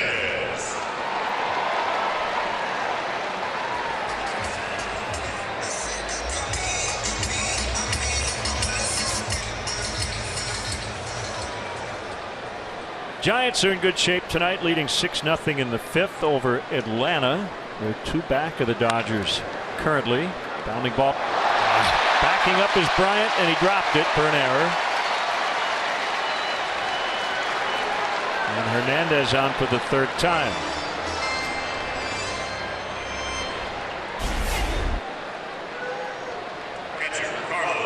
Just caught in between, decides to retreat and try to get a friendly hop.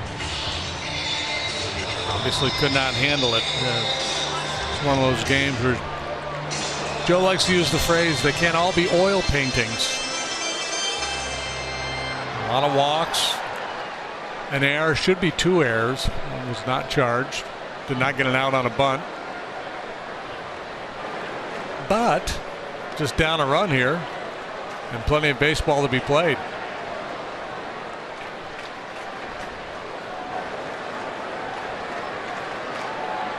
Pretty good lead by Hernandez and Montgomery.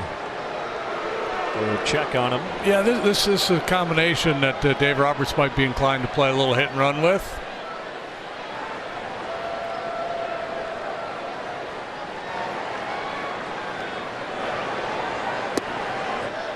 Curve is low and in.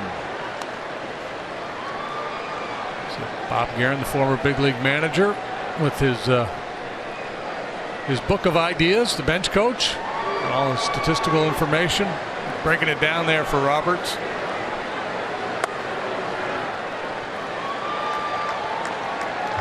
And they're saying, Skip, if I think you go to 2-1, I think we should hit and run. It's a 37% chance he's going to throw his changeup here on 2-0.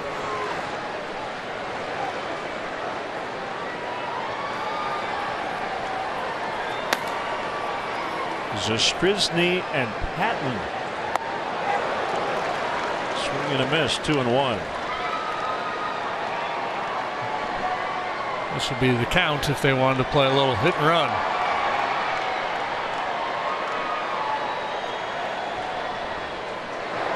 Chooch might not even know the signs. He just got here.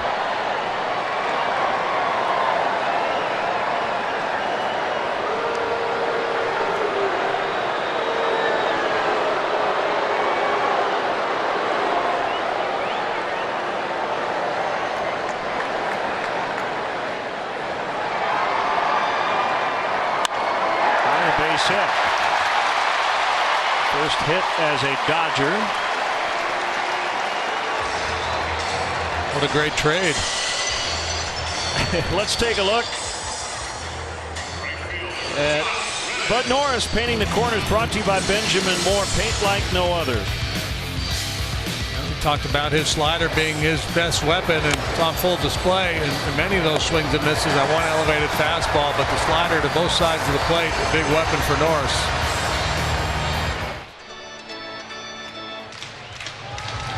All right, so we just had a shot of Bob Guerin. I got to pay this off from earlier this week. He was at Claremont High School in the late 70s at the time when Fast Times at Ridgemont High.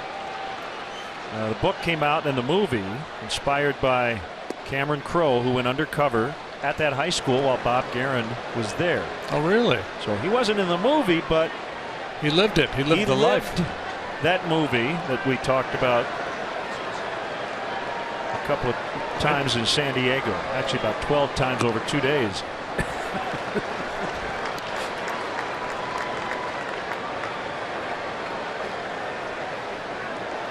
I didn't realize it was a book first. Yeah.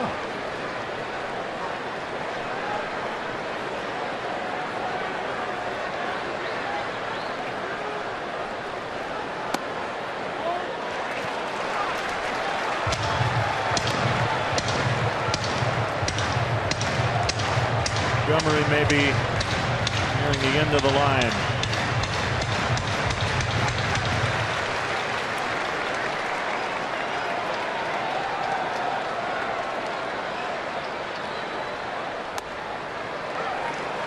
Three and one.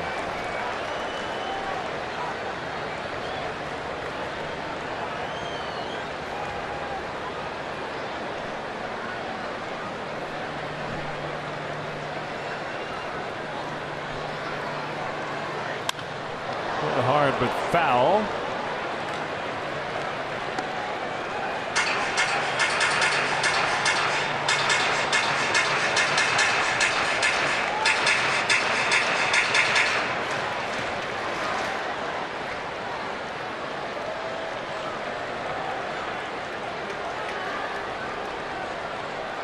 He's been pitching with runners on all night. Swing and a miss. He comes back, however, to get Reddick. You heard the Bluebirds. Yeah, you heard it last time too. The third inning, Reddick struck out with the bases loaded to end the inning.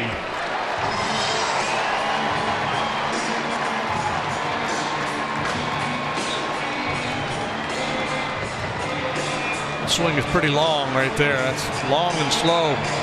Montgomery beats him with 91-mile-an-hour fastball. Speaking of fast times, you hear the walk-up music. Here's Utley. We can't escape it. RBI ground out in the second, the double in the fourth and a run, and then the big defensive play in the top of this fifth inning.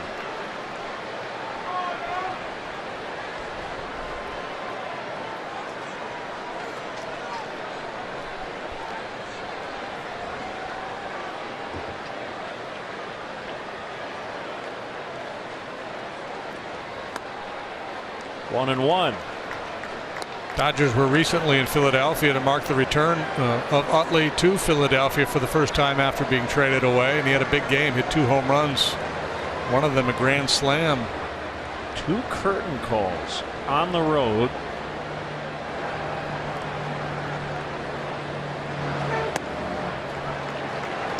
He's been battling a sore left foot lately.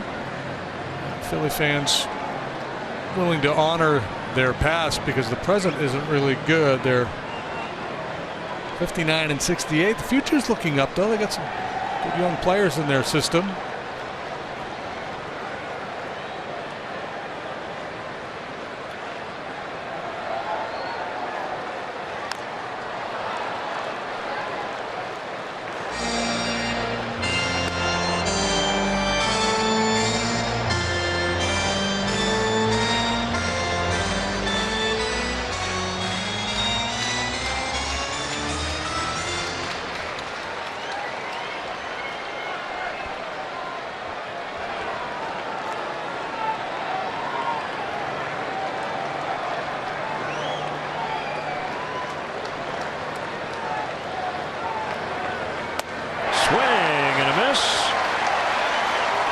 Montgomery keeps the Cubs close. 3-2 Dodgers after 5.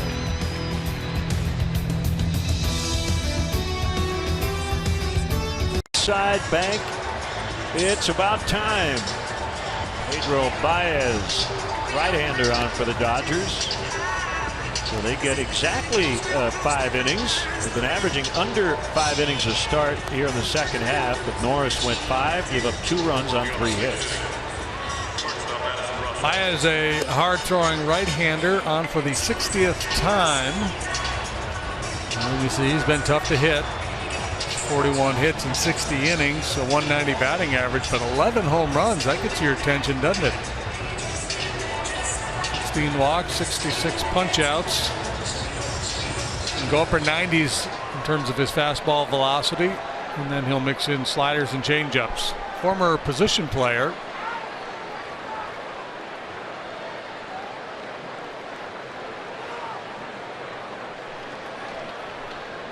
Work from the stretch, as a vast majority of relievers these days do. And a strike on 97 to Russell.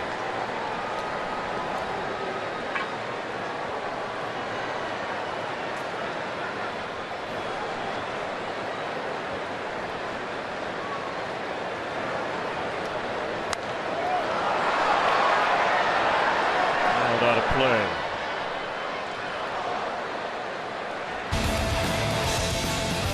Time for a Dunkin' Donuts Fun Cam.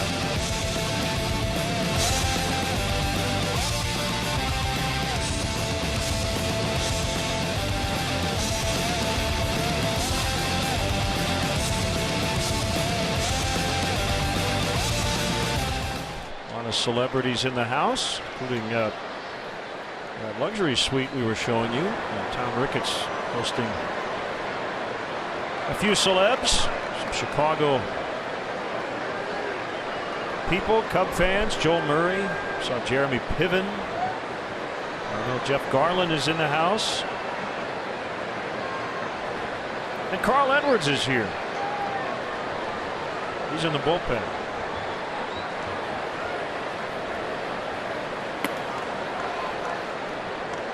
Bob Odenkirk, Bill Peterson, Joe Montaigne, Bonnie Hunt, swing and a miss, strike 3. There's Jeff. Should send Jeff down to the bullpen. Keep the boys entertained for a while. Bob Newhart chatting with Bonnie Hunt, I think. Yeah.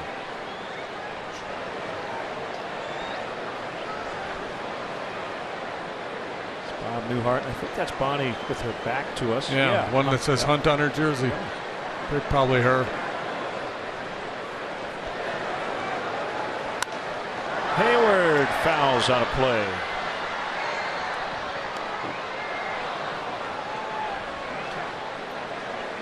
Better call Saul.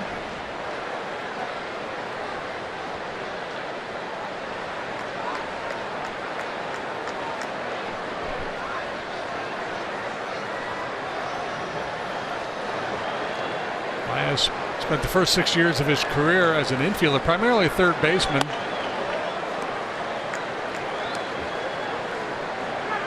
Didn't hit enough, always had that big arm, so turned him into a pitcher. That was in 2013.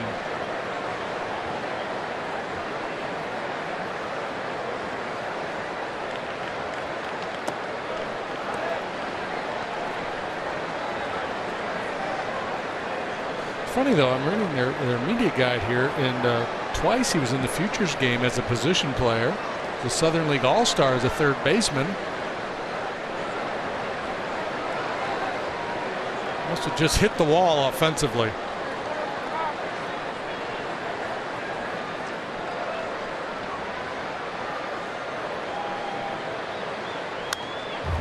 Onto the screen.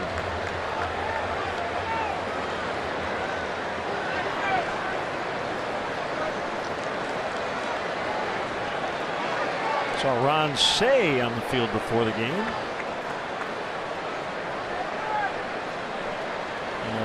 Don't see Tommy Lasorda in his normal seating area next to the Dodger dugout, but he was out here earlier as well.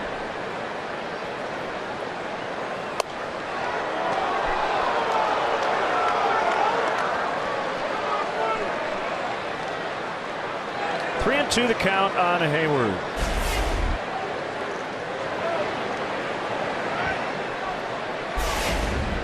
A skosh outside.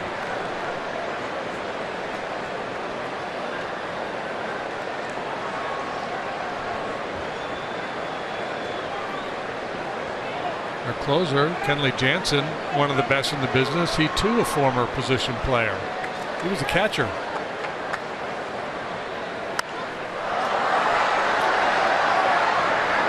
In the old days, that might have been an out, but not anymore. They've added those premium seats right behind the plate. Hey fans, when you think mortgage in Chicago, think eClick Lending. Whether looking to purchase or refi, never pay lender fees at eClick Lending. With rates currently hovering at all-time lows, now is the time. Head to eClickLending.com. Lock in your low rate today. eClick Lending. Point, click, save.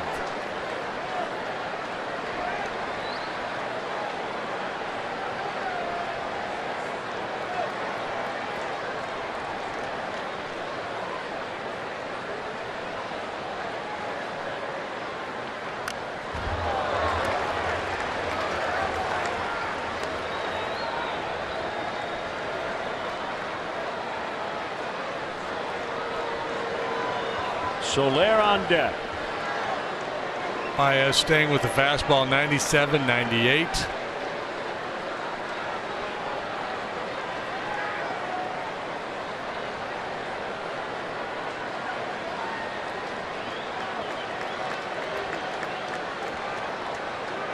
Definitely not in a hurry.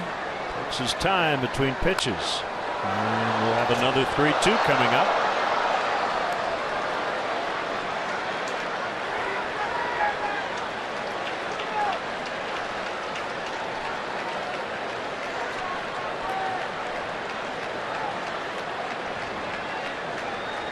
Some high-scoring affairs tonight. Yankees 14-4 over the Orioles, a final. Blue Jays beat the Twins 15-8. Indians 12-1 winners in Texas.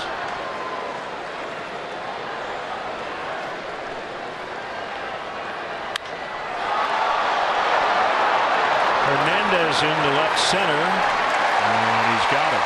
Well, Baez, I mean, we're talking like 30 seconds between pitches with nobody on base. Yeah. Need to put the clock on him. Assess him a one-stroke penalty.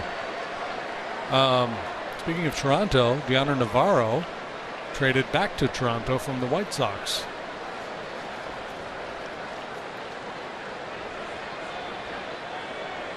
Likely will take over as their backup.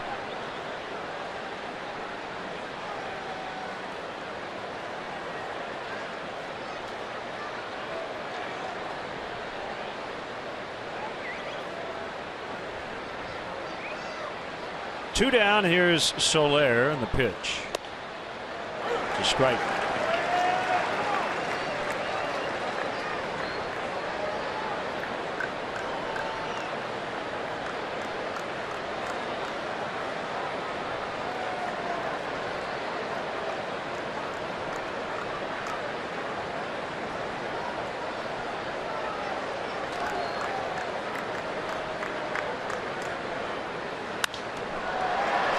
Way up in the air on the infield, and it's Seager, the shortstop, and that will end the inning. Some night moves from the shortstop.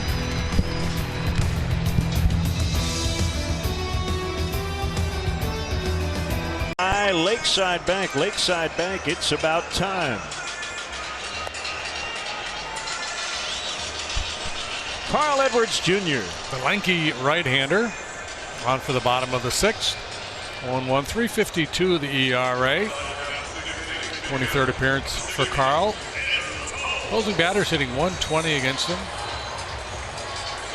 Basically has had one disastrous outing and everything else pretty darn good. Got a pinch hitter here. Andrew Tolles from the left side. He bats for Baez and takes it inside, ball one.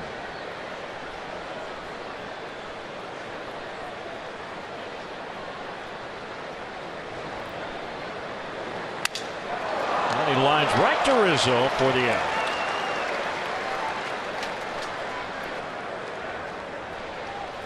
The Keller Graduate School of Management statistic of the game. Cub relievers have thrown 358 2/3. Well, make it 359 now.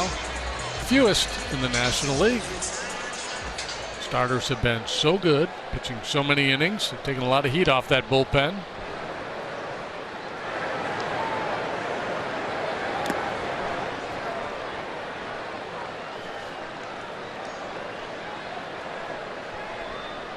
Kendrick has singled, walked, and scored, and hit into a double play. On which Dodgers' third run scored. Mike Montgomery tonight, 5 innings, 6 hits, 3 runs. They were earned. He walked 4, struck out 5. 91 pitches, 49 for strikes. Kendrick began the year on the DL. It's just 7 games. Strained left calf. Joe Blanton, veteran right-hander.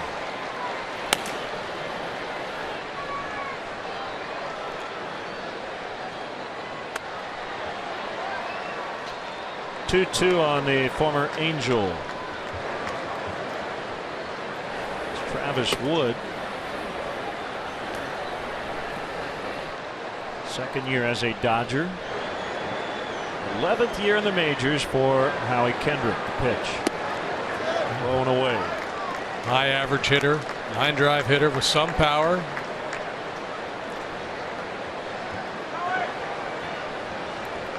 If I recall correctly, earlier in the year when we saw the Dodgers, he was really scuffling.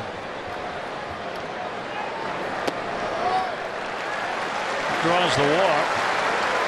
Third time on.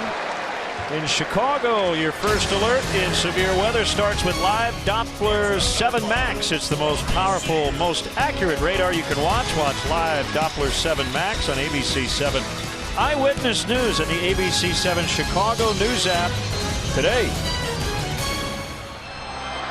Nailed it.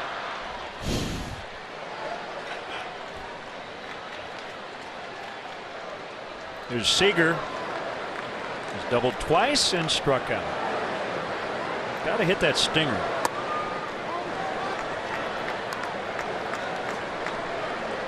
I continue. I'm a double denier on Seager tonight. Yeah, I can't, in my double. mind, I can't give him credit for that second double. It doesn't matter what I say. That's what the official score says, but just having a hard time accepting that. 1-1 on him. He has tied Glenn Wright for the most homers by a rookie shortstop in Dodger history. Wright hit 22 back in 1930.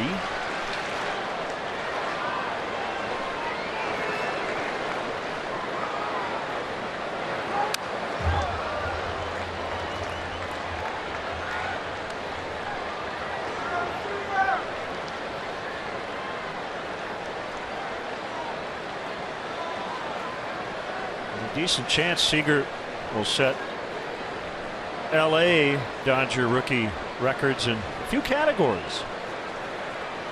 Already set it in doubles. Swing and a miss. Strike 3. 2 gone, and it'll bring up Turner. Third baseman number 10, Justin Turner. Uncle Charlie pays a visit to Corey Seager. Uncle Charlie, particularly kind to Corey Seager. Mid-90s fastball with cutting action for Edwards and that good overhand curve.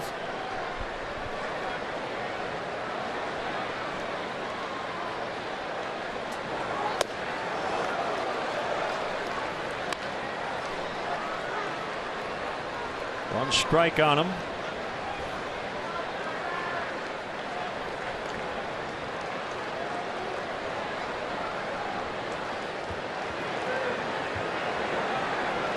Final series in California for the Cubs in the regular season. Very possible we could be back here at some point in October, either here in LA, San Francisco. Cubs began the season in Anaheim.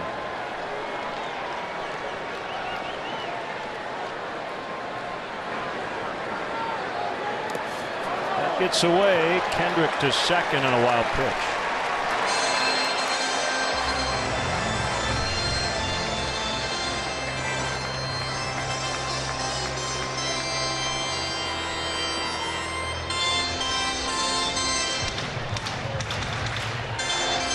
Pitching probables for tomorrow brought to you by Subaru. Jason Hamill looking for a comeback outing after a rough one at Colorado. And 20-year-old Julio Urias, a left-hander, will go for the Dodgers, who still have not announced who's going to start for them on Sunday against John Lester. 1-2 from Edwards is laced foul the other way.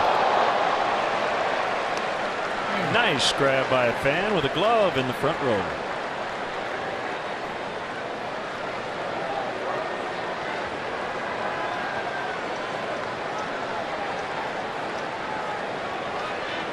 The other comp for Turner, Daniel Murphy.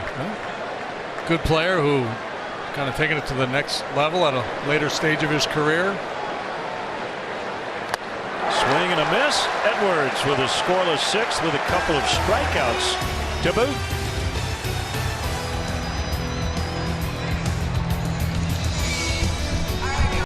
Lakeside Bank, it's about time. The veteran right-hander Joe Blanton will be next for the Dodgers. And Blanton having a nice year, 4-2 with a .233 earned run average.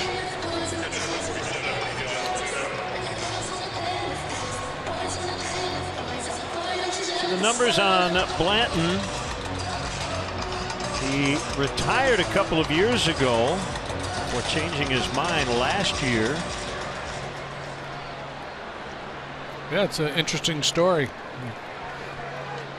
2-14 with a 6.04 ERA for the 2013 Angels.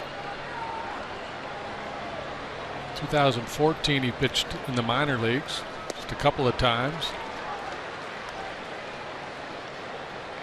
And AAA for the Royals, got promoted to the big club, effective there as well as with the Pirates. And he's been a big part of this Dodger bullpen.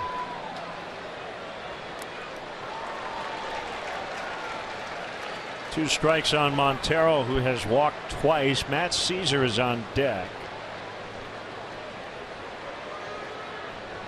Second go around with the Dodgers. He made 10 starts in 2012.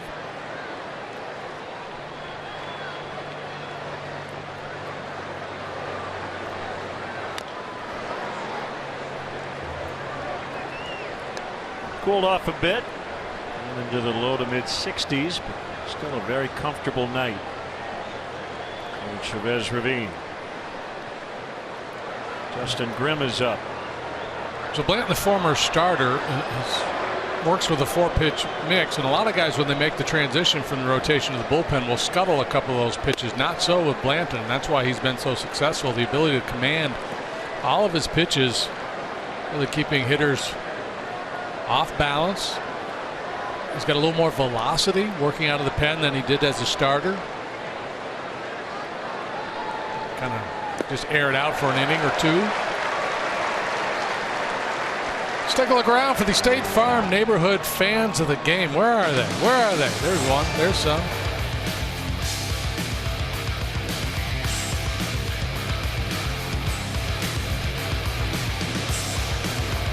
Hitter number 20, Matt Caesar. Here comes the pinch hitter of the game.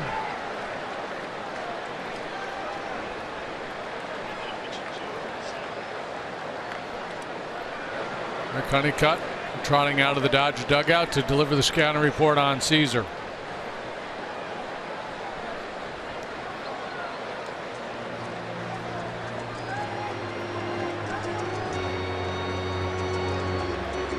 Did you see the movie Hail, Caesar? No. George Clooney. It's a little disappointing. Could have been better. Had some moments though. I heard mixed reviews.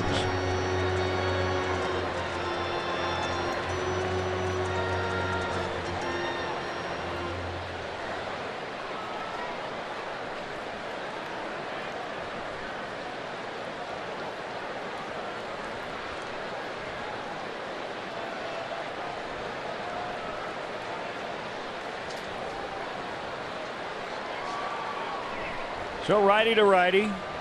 Blanton to Caesar, and the first pitch is a strike.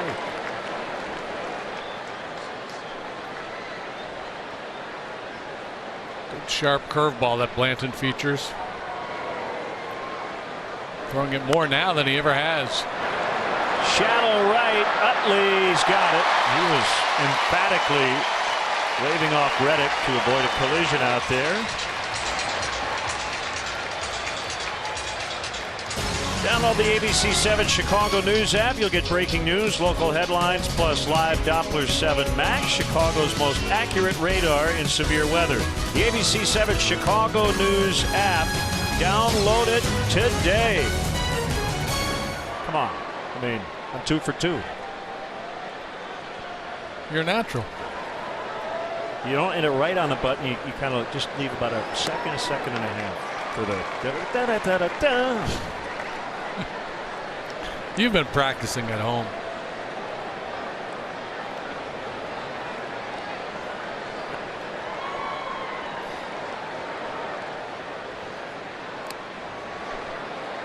And the really cool thing about doing these games is the band we have behind us playing that music. Right. We don't have that all the time. The horn section.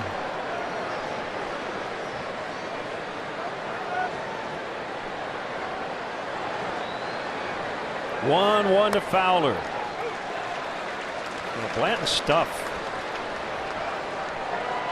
Pretty crispy, as Joe Madden might say. Yeah, you know, he's never been a real hard thrower, you know, but the action on the curveball, some guys just have the ability to spin the ball. There's a real tight spin on that curveball. Very difficult for the hitters to pick that up early.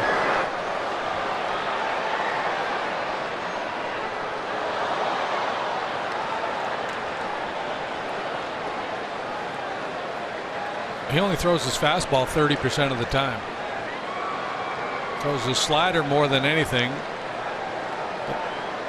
Uses the curveball plenty and the changeup as well. So it's, again, you know, normally reliever comes into the game, you check in with John Maley. Okay, what am I going to see from this guy? Yeah, you're going to see 95, occasional slider. Can't have that conversation with Blanton. Well, a pretty impressive inning from Blanton. 3-2 Dodgers.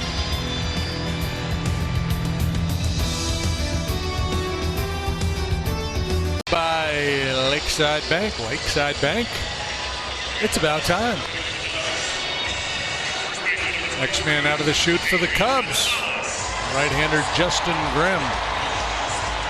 He's 1-0. He's pitched to a 3.98 ERA. He's been good for an extended period of time now. No runs, just 6 hits in his last 18 outings. That covers 14 innings of work.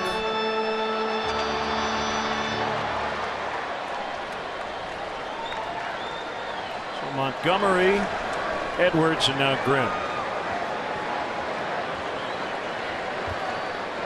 Pitch to Adrian Gonzalez, curveball.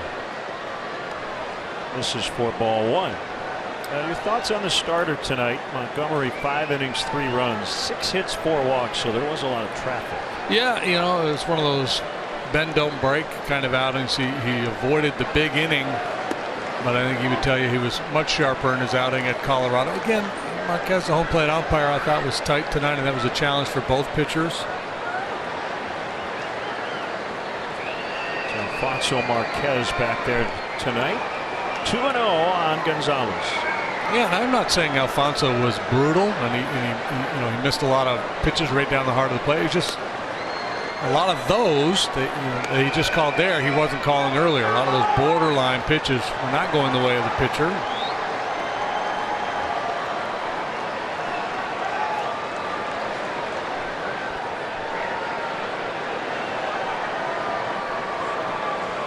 Two-one from Grimm. Now 3-1.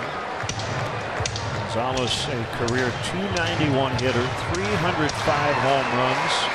Well decorated defensively with 4 Gold Gloves. Jock Peterson on deck for Hernandez. Deep drive, right center. Fowler back at the wall. It's gone. Number 306 in Gonzalez's career, and it's 4-2. That big part of this second half surge for the Dodgers has been the work of this man here, Adrian Gonzalez, on a nice roll, especially in the power department.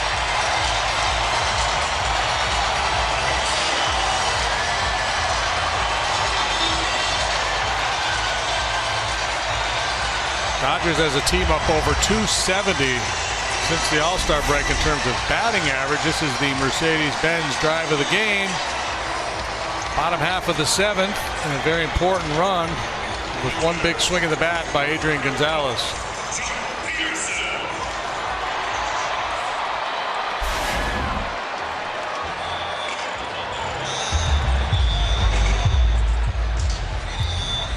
Peterson will bat for Hernandez. Long scoreless streak for Grimm comes to an end.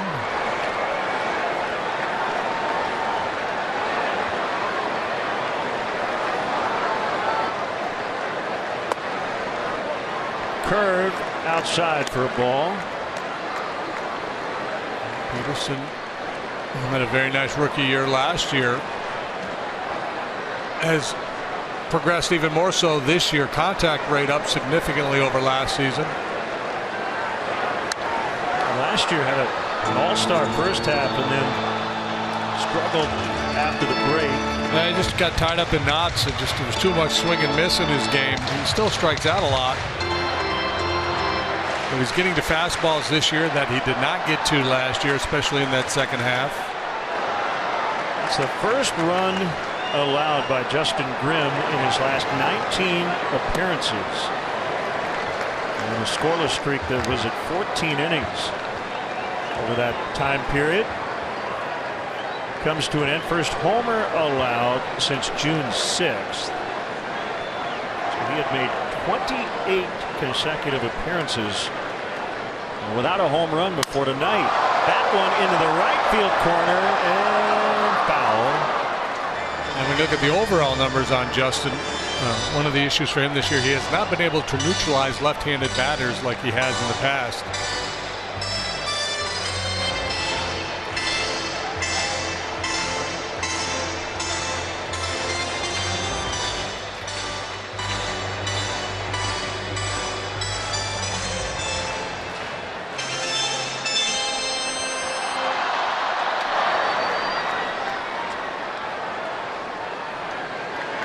And Martinez watching from the Cub dugout. 4-2 LA, bottom seven.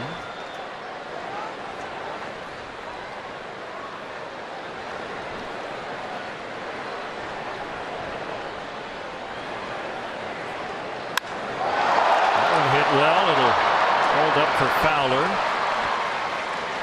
So Peterson lines out, and our Reynolds wrap-up report looks like this. 3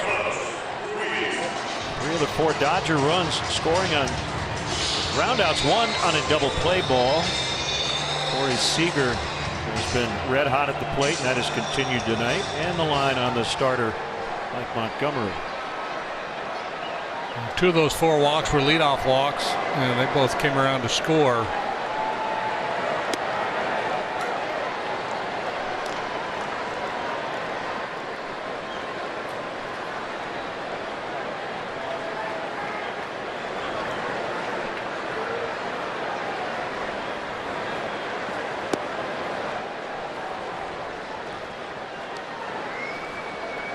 Ruiz in his Dodger debut.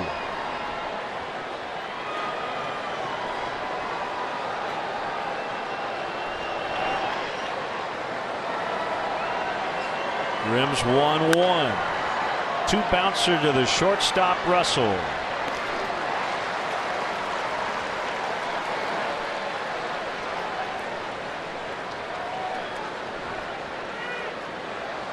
Right field, number 11, Josh Reddick.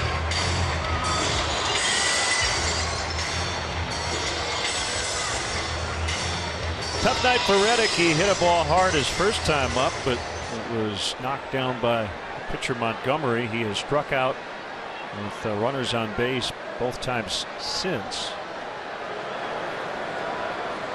Yeah, I was just thinking he should probably, he would never admit this, glad that he's up there without anybody in scoring position for this plate appearance.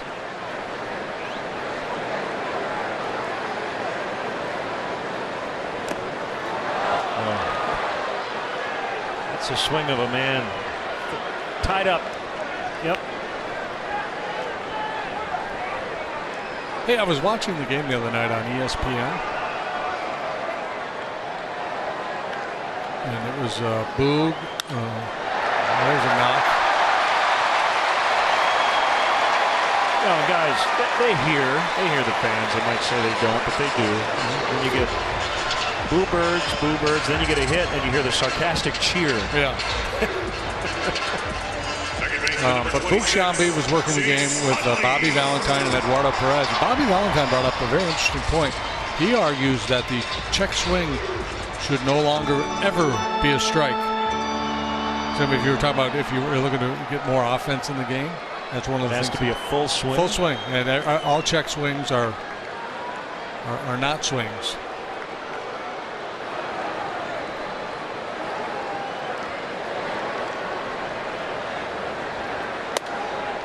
What do you think of that idea? I don't know how much it would impact the game, but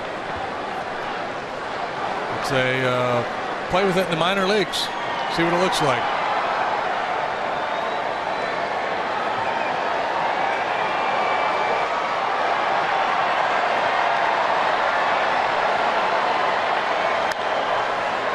I'm all for using the minor leagues as lab rats. Somebody's got an idea, sounds good. Yeah, let's see how it looks down there in A-ball.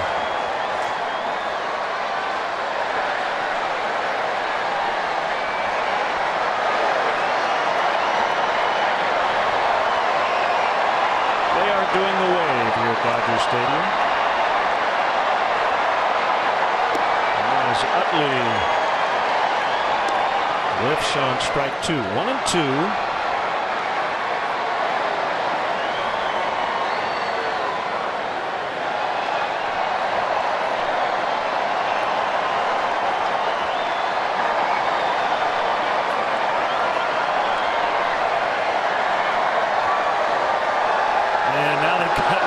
How about that?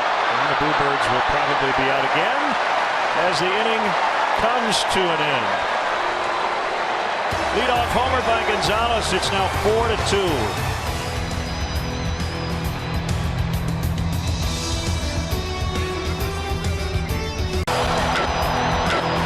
This is Chicago Cubs baseball on ABC 7. They drive really fast here in Los Angeles. 4-2 Dodgers. Clouds move quickly too. Joe Blanton to Chris Bryant as we start the 8th, and a first pitch strike.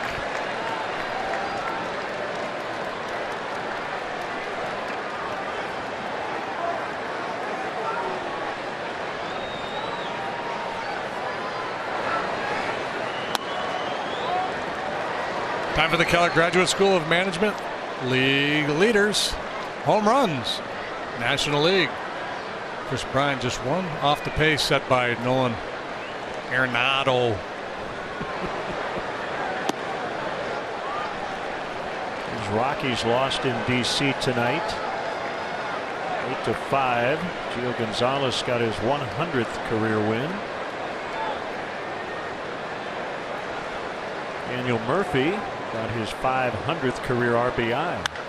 Bryant in the air, deep center, and it will go. 4-3. Change that leaderboard. Take that, Mr. Arenado.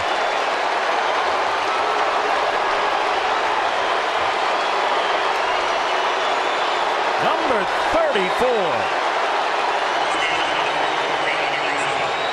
That's a 4th one for Chris on this road trip. Let's see. Ooh. Mid-thigh. Long and deep into the night. A Toyota home run replay.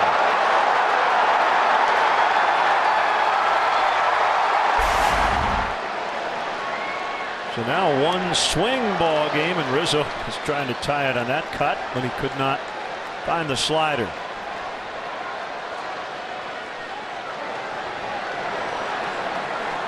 '60th career home run.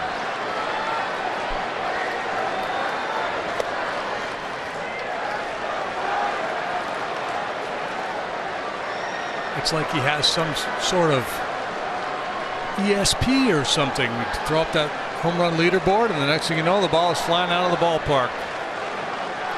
Well, you've got a great race right now, don't you? Arenado and Bryant have been jockeying for position here since they met up in Denver a week ago.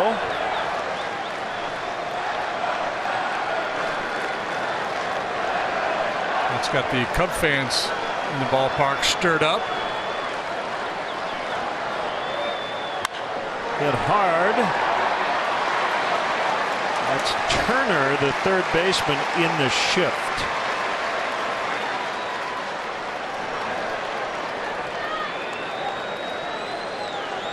Second baseman, number 108 miles an hour off the bat of Chris Bryant on that home run. Jock Peterson, who hit for Hernandez, stays in place center. It was Peterson who was admiring possibly that Bryant home run.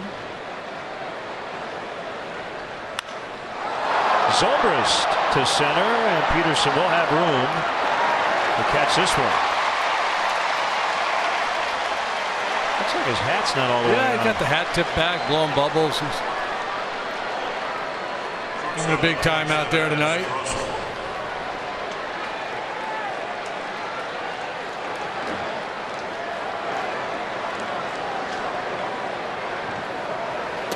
Kenley Jansen and Adam Liberator up in the Dodger bullpen. Russell with 2 outs. Now, would that be a swing under the new check swing rule? I think that was a full swing. Okay. What about a bunt? I don't think that would apply. Okay. So if you bunt at it, it's a strike.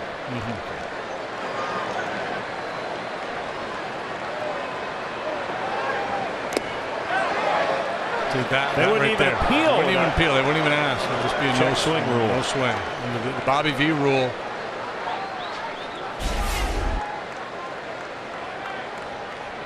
Now, we would never have to look at that again. That was a lot closer than I thought. Yeah.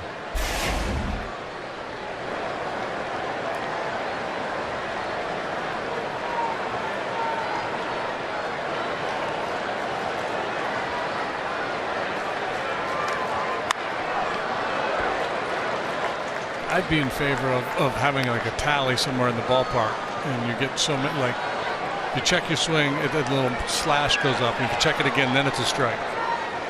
Regardless of how far it went, even if you had 2 where you barely got started, It maybe like 2 semi-checks is a strike. so, like a let in tennis. Yeah. You have multiple, like the second one in an at bat would be the strike. Be a strike. Okay.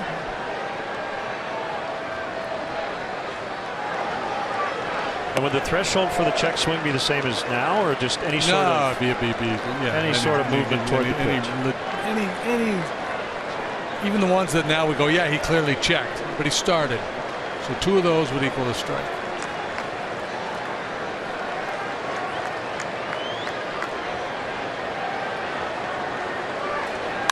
High drive to center. Peterson will Ball bubble? probably, as he makes the catch. Bryant homers, and the Cubs are back within 1. Look at the Toyota home run cam. There's Bryant with number 34 off Joe Blanton, a towering drive. Pretty much straightaway center field here at Dodger Stadium. Cubs within 1. There he is now. Grimm continues. Utley ground ball. Little bobble by Rizzo, but he'll barehand it and get the ball to Grimm in time to get Utley. Little bobble's nothing for a guy who climbs on walls to make plays. Hitter number 25, Rob Segedin. Here is Rob Segedin, who's had quite a week. It is second. He had actually his first 2 major league home runs this week. His second one was off Madison Bumgarner in the second inning on Tuesday night. After a double switch in the 8th inning, he left the game and he left the ballpark to head to the hospital for the birth of he and his wife Robin's first child, Robinson Marley Segedin. Spent Wednesday on the paternity list and was activated on Thursday. So Rob and Robin now have Robinson, fitting for a Dodger. Swing and a miss on a curve in the dirt. Montero will get it to Rizzo for the out. Grimm's first strikeout. Now walking up Howie Kendrick.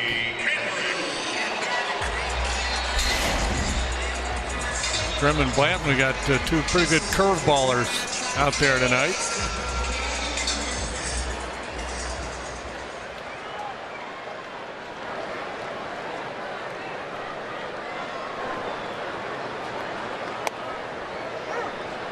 Fastball strike to Kendrick. Looking ahead to the 9th. Hayward, Soler, and Montero against the cutter specialist Kenley Jansen.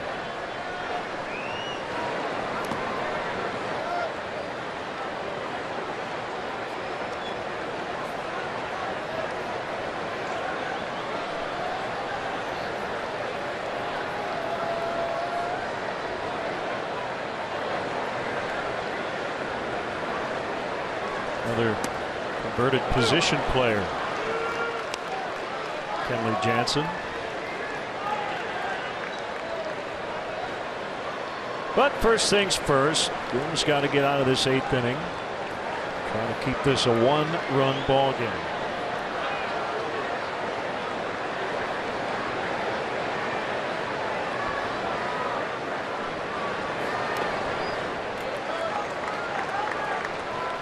Big crowd tonight, 48,609.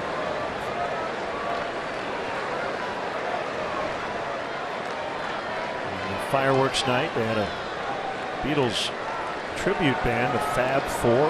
Yeah, they were really I good. thought that was trademarked. Apparently not. Or they could just grab that name. They were good. Called strike 3. 9th inning around the corner. 4-3 Dodgers.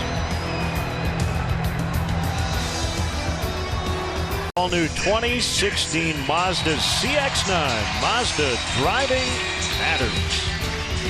Kenley Jansen looking for his 38th save of the year. Yeah, the big man relies heavily on that cut fastball, as Len mentioned. 3-2 with a 1.86 ERA, 37 saves. He has failed to convert on 5 occasions. Tough to hit, batting average of 153 against him, and the strikeout to walk ratio is quite impressive. 28 years of age, big dude, 6'5", 265. Former catcher. Looks like to run him over on a play at the plate. Guessing you wouldn't. You'd run into him.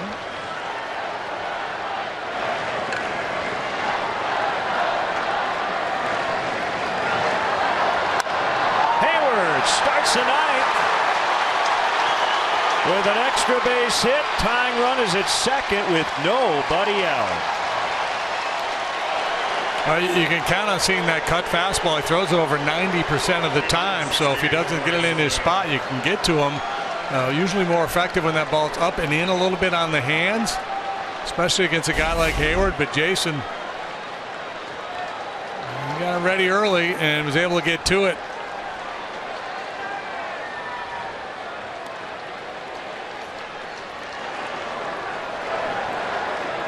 A very promising start to the 9th.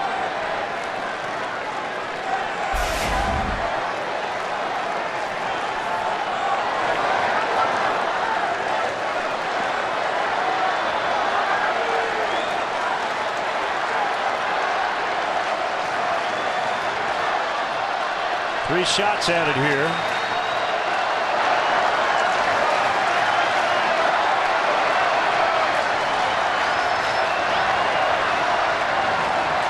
On the pitch. Low. Ball 1. Not only was Jansen a catcher, but a switch hitting catcher.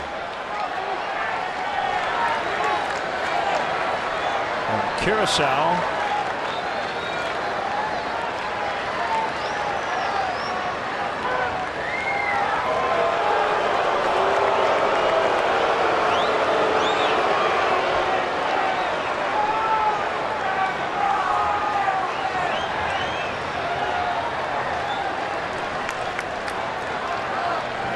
blown 5 save opportunities, 42 tries.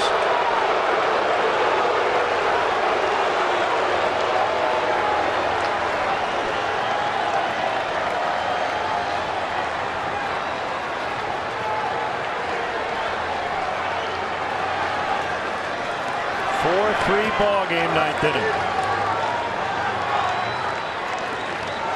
And the pitch. 2-0.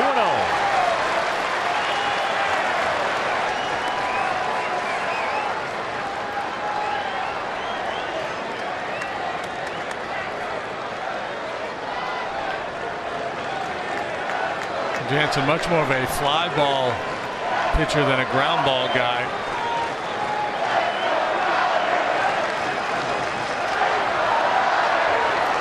Well, the Giants are hoping the Cubs can come back here late. Giants with a 7-0 lead at home over the Braves as they go to the 9th. They're trying to get within 1 in the West. 2-1.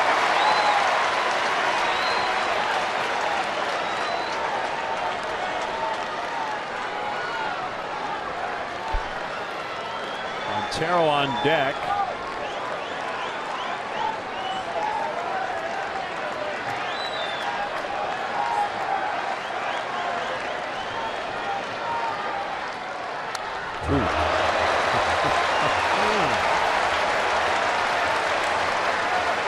Good pass at that ball. There was a time that would have been called a balk. He never stopped.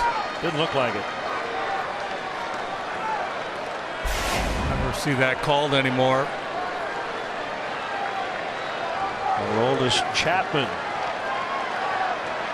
In case the Cubs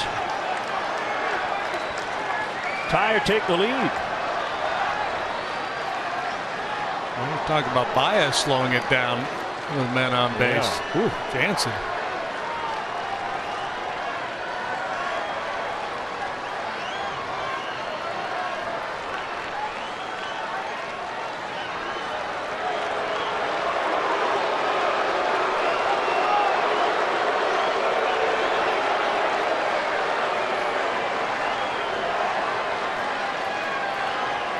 It's funny when a guy's taking this much time and he looks in and the catcher gives him the wrist and it calm down and thinking, well, that's the problem. Yeah. Yeah. You should be giving him the let's go, let's go. Outside, yeah. Now these guys working together for the first time. Ruiz making his Dodger debut, but as you said, for the most part, cutter. Yeah.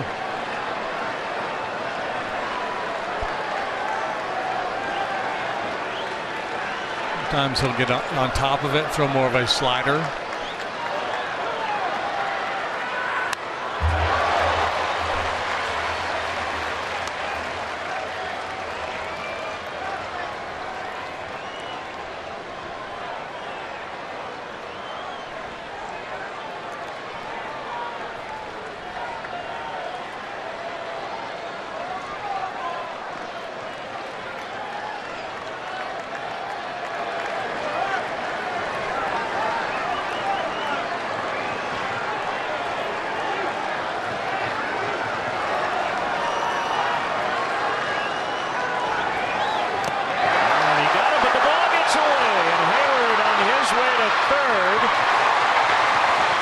So it ends up being, in a way, a productive strikeout.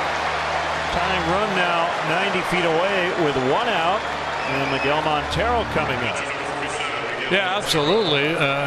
Prior to Soler's at bat, if you said, here's the trade-off, would you take it? 1 out man on third, you'd say absolutely. So this time he does go to the slider and just buries that pitch down in the dirt. He gets the desired effect with the swing and miss, the desired result.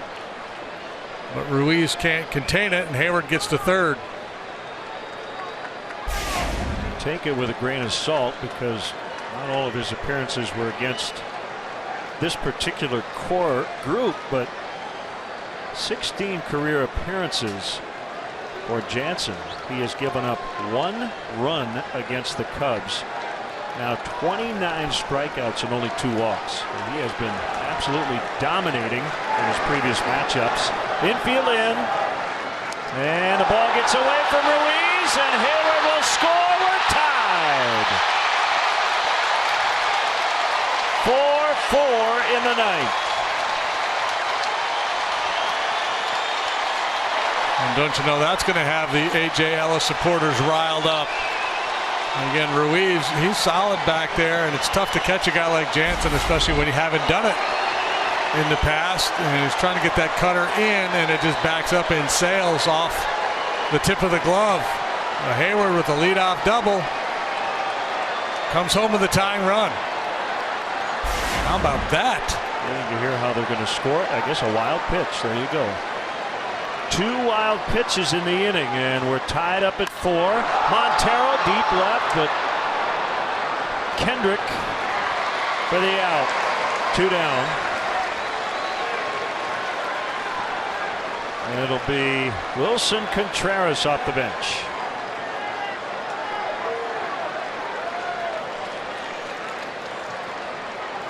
I assume it'll be Chapman. He's the only guy up in the bullpen. So in a tie game, Joe getting him loose, he's going to use it, even if it's still 4-4. Yeah, and they've got 2-3-4 up for the Dodgers in the ninth.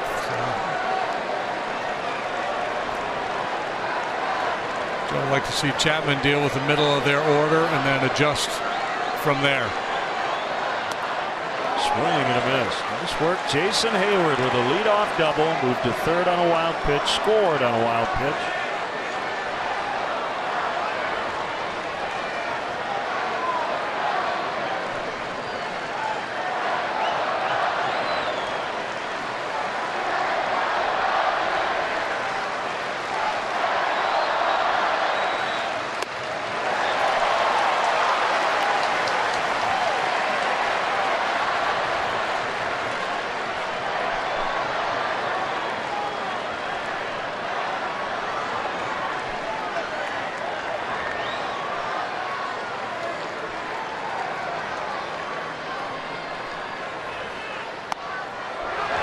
Strike 3 to end the inning.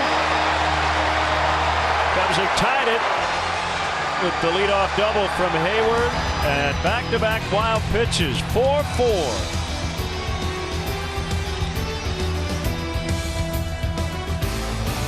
To you by Lakeside Bank. Lakeside Bank, it's about time. Travis Wood got loose apparently before Aroldis Chapman did, and I think Woody came out of the dugout, which would lead me to believe that he might have been used as a pinch runner if Montero had reached. Well, yeah, I looked down in the dugout and I thought I saw him stretching his hamstrings. I didn't know he was ready to pitch. But obviously he is, because he's the pitcher for the 63rd time, as a matter of fact. He's been a real workhorse. 3 days off since his last outing, so he should be good to go here tonight. Contreras stays in and catches, so Montero is out. Soler is out as Zobrist plays left, and Baez is now in at second. Travis has allowed runs in 4 of his last 7 appearances, so he's had a little bit of a bump in the road here lately. One scoreless in San Diego the other night. This is his 3rd appearance on the road trip.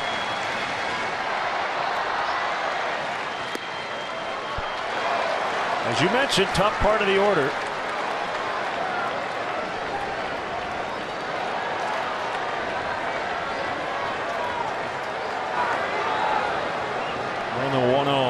Seager is outside.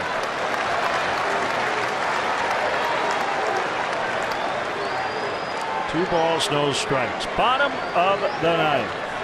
4-4 in the series opener.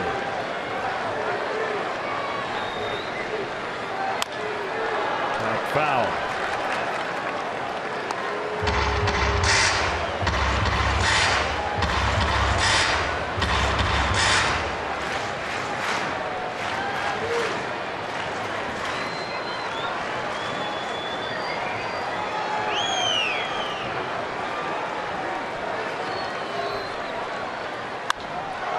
Him up, way up in the air, foul ground. It's Bryant, and Seager is out.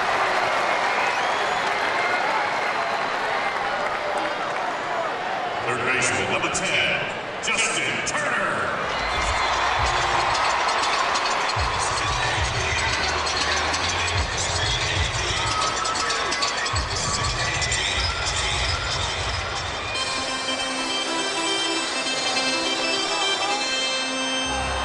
To underscore Turner's turnaround, first 5 seasons of his career at Baltimore and the Mets, he was a .260 hitter with a .684 OPS. 3 seasons with the Dodgers, .299 with an .868 OPS.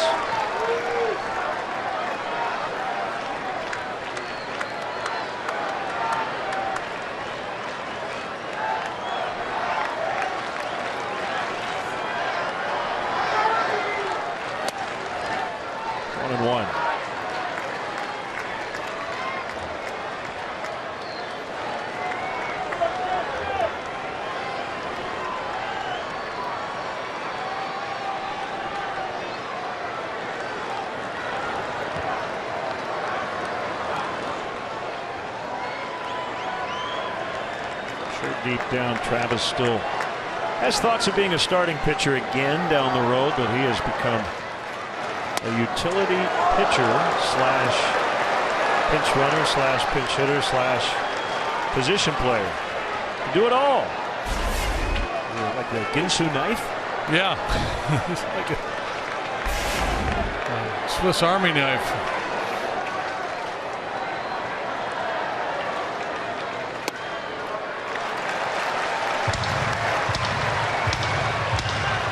Turner hit 16 home runs last year, by far the most he'd ever hit in a season, and sailed beyond that already this year. He's got 24 long balls.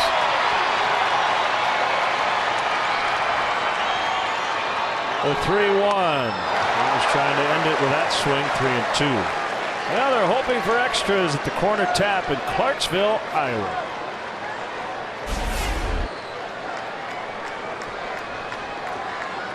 Challenged him. Yeah, he's trying to go down and away. You see where the target is set. Didn't really hit his spot.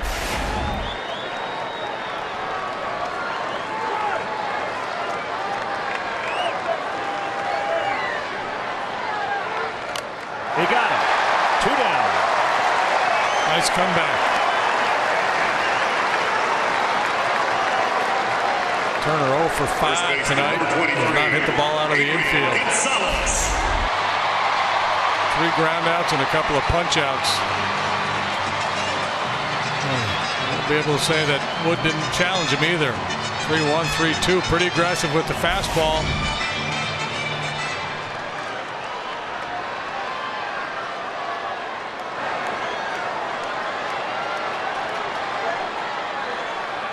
And a San Diego native, Adrian Gonzalez. He homered his last time up. He lines to Zobrist and will head to the 10th from LA.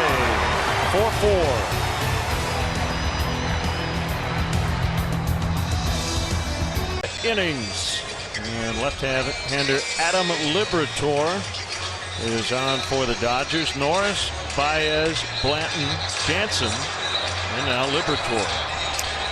Well, as you scan the numbers on Liberatore, you'll notice down there near the bottom in the home runs column, he's not allowed a single one this year.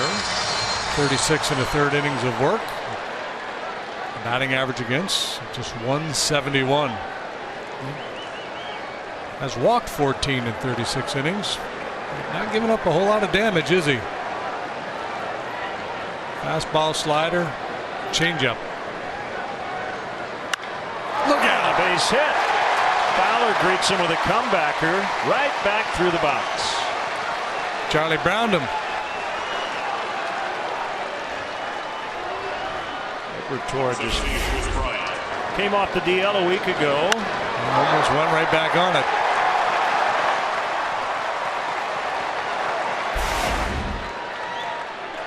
Lefty had left elbow inflammation. You see what these two teams have done in extras. Chris Bryant homered in the 8th. Gonzalez holds on Fowler at first.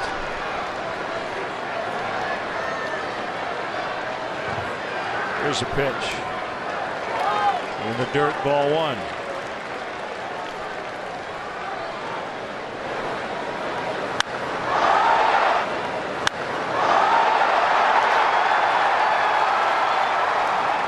As I mentioned, Liberatore has not allowed a home run yet this year. Oh, really? Seems like sooner or later the odds would catch up with him.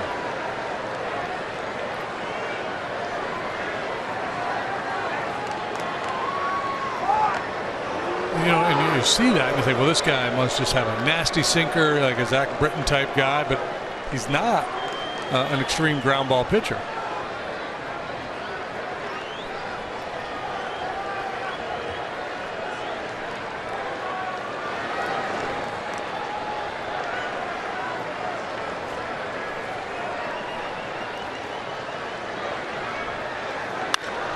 Deep drive, way back, and that baby's gone! He's done it again!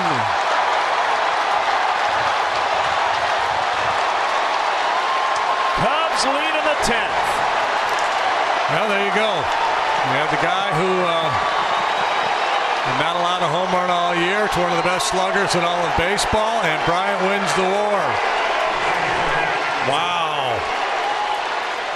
Back in the National League lead, all by himself in homers with his 35th. And he usually plays it pretty cool, but he is jacked up. And he's got the team lead now in RBIs. 3 tonight, 89 on the season. Wow.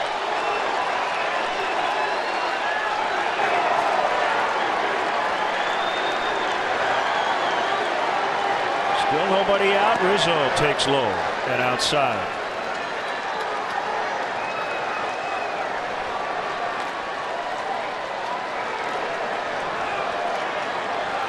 The Cardiac Cubs tonight.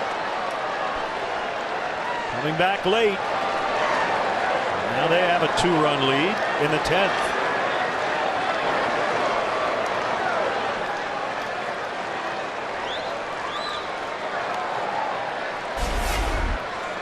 Here's your Toyota home run replay. Looked like a little changeup, maybe trying to turn something over. I don't know. I didn't see a velocity reading on it. I just know it went a long way. Using the big part of the yard twice tonight.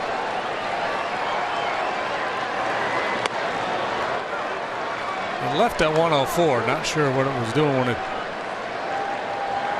approached home plate.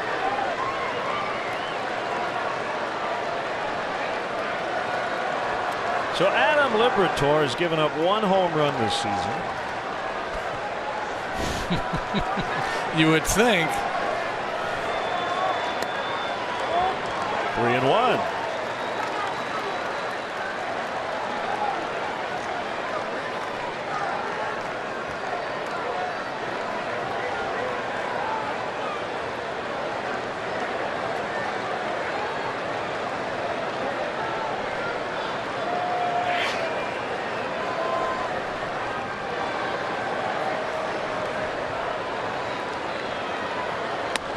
Three and 2.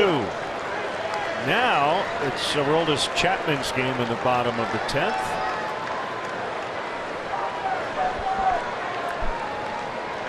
That's called being locked in, folks.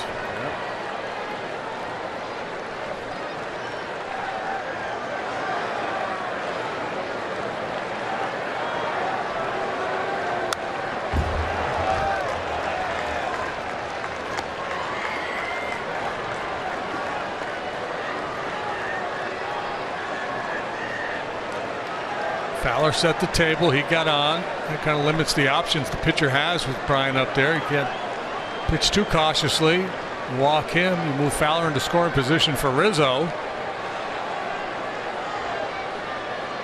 So one guy sets up the next.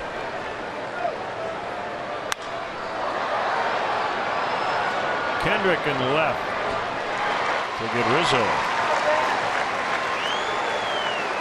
Meanwhile, back at Wayne Manor, the Giants a winner tonight.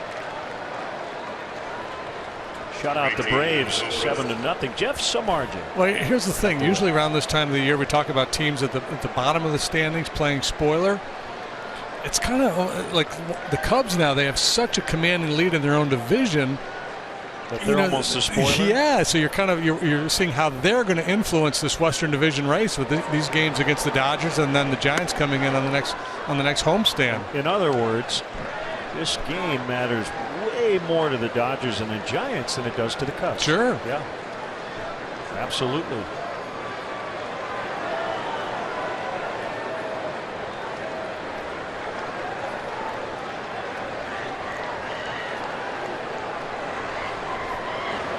Of course, the Cub fans that are back in Chicago at 12:30 at night are staying up to watch this. Are like, wait a minute now.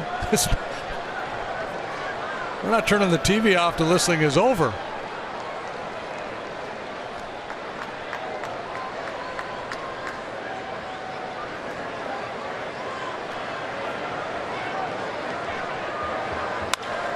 Zobrist a roller. Seager can't get it. Wouldn't have mattered if he had flagged it down.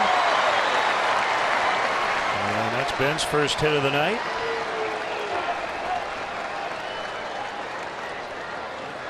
Hyundai player of the game, Chris Bryant.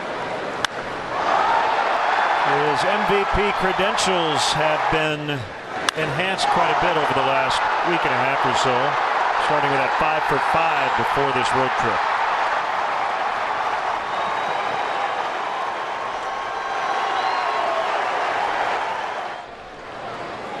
It's kind of ironic. Did you read Fangraphs today? Did you see the article on Chris?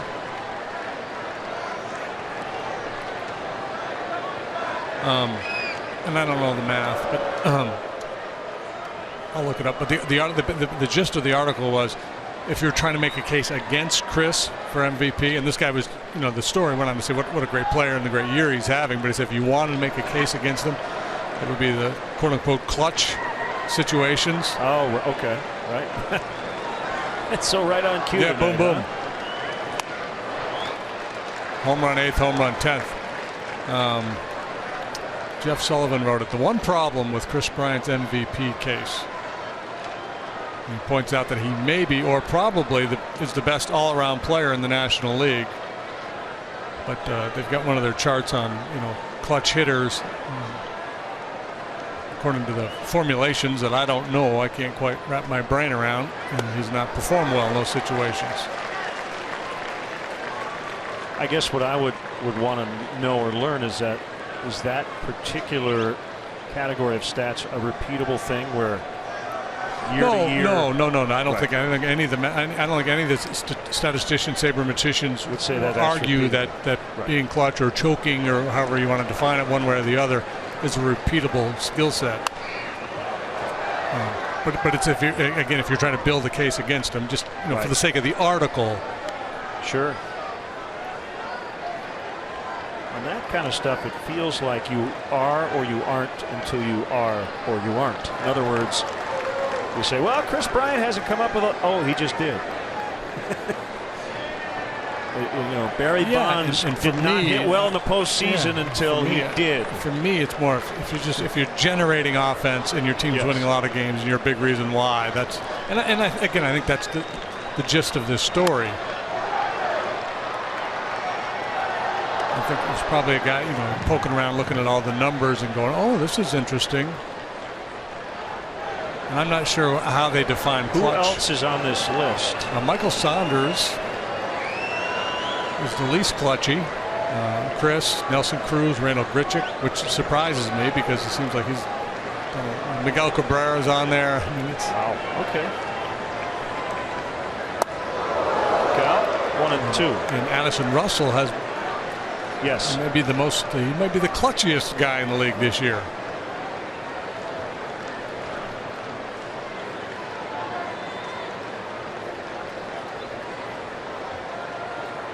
Hayward had a big hit, didn't he? Leading off the ninth with a double off Jansen and come around and score on 2 wild pitches. There goes Zobrist. Russell in the air to right center. Zobrist will retreat to first as Reddick makes the catch.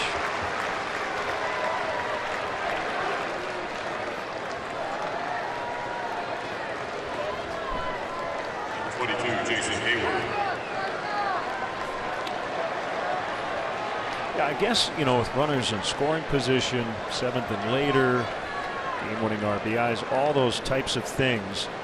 When you look at what has happened in a particular year, I think it is legit to factor in those things. I think when you're evaluating a hitter in general, you got to be really careful with that stuff because, for instance, Alan Craig, was it 3 years ago, hit like 460 with men in scoring position, and then what happened? Yeah, that was, and the Cardinals that year were like historic. Were they better than 300 with runners in scoring position? But I can't remember what the number was, but it was unbelievably high. Oh, as a team, they hit like 330 or something. Is that what it was? Yeah.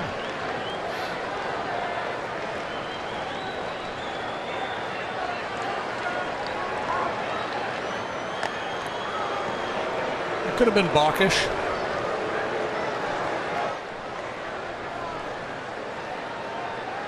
Kind of awkward looking. Look at that foot came a little more towards home plate. Well, you're on balk alert tonight. I know, and I'm an anti-balk guy.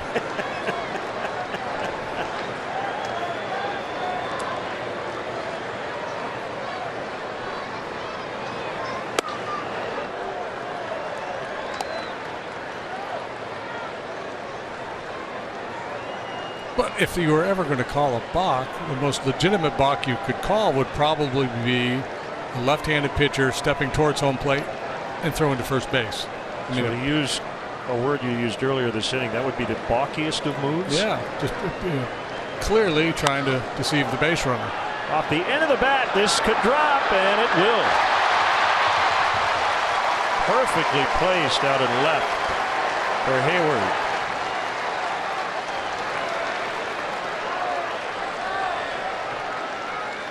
Fourth hit of the inning for the Cubs as they look to add on a little more here for Aroldis Chapman. Probably doesn't need it.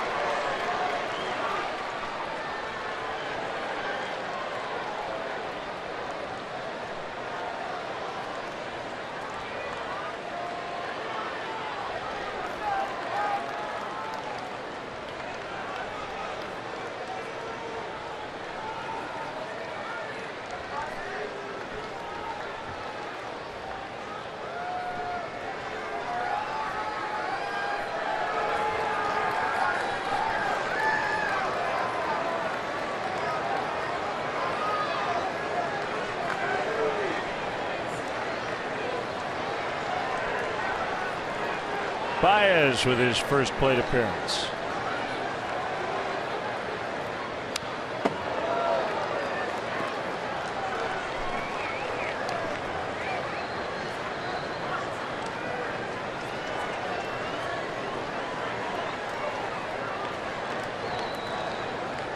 If you just joined us, welcome home. Hope you're safe. Hydrate.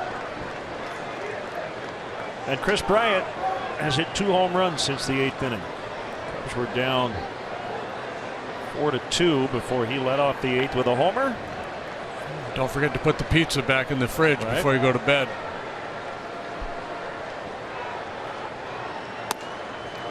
Strike called. Well, it's 0-2. Fireworks night here at the ballpark. Bryant has supplied some, and after the ball game, at some point, they're going to shoot off some fireworks. If I were Chris, I would hang out until they do that, and then I'd go out on the field and walk around and wave my hand like they were doing it for me.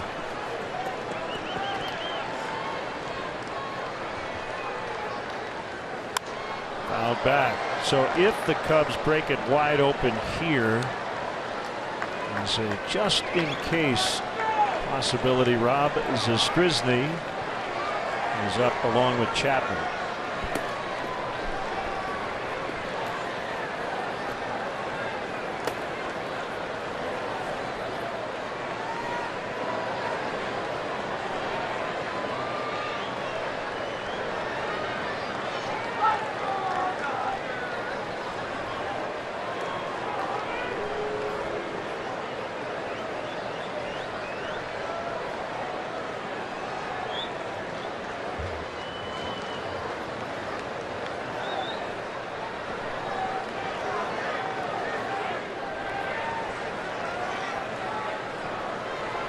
Oh, 2. Tomahawk foul to right.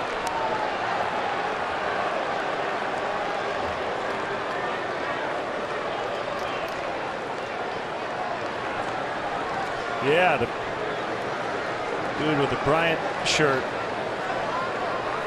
And that catch.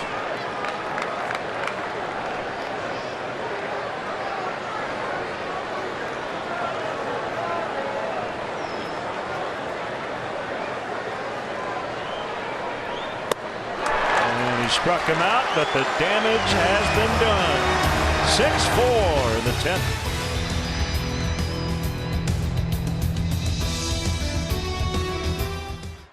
On ABC 7 is being brought to you by Southwest. Transparency, low fares, nothing to hide. By Mercedes-Benz, the best or nothing. By State Farm. Talk to an agent today at 800 State Farm. By your Chicago and Northwest Indiana Hyundai dealers. Visit buyhyundai.com. And by the Bob LaCourcio Auto Group. You're going to like buying a car this way. Welcome back to Dodger Stadium. Chris Bryant with 2 home runs late. Cubs lead 6-4 in the 10th inning. Aroldis Chapman with a save tonight would make it 5 consecutive 30-save campaigns. He's picked up 9 saves with the Cubs for the season, 29 out of 32 in the save department, a 184 earned run average. Picked up saves in the final 2 games of the series against the Padres. On Tuesday, a little wobbly, had a couple of walks before finally slamming the door. Wednesday, gave up a leadoff single and then struck out the side. Charlie Culberson, the bat for Jock Peterson.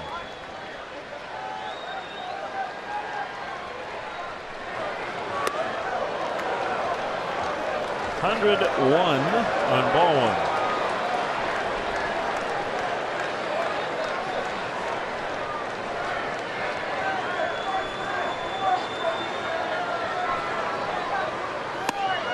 Two and 0.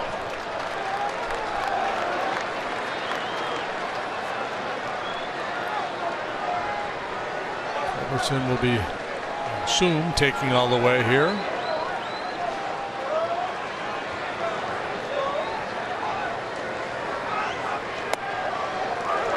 That's a strike.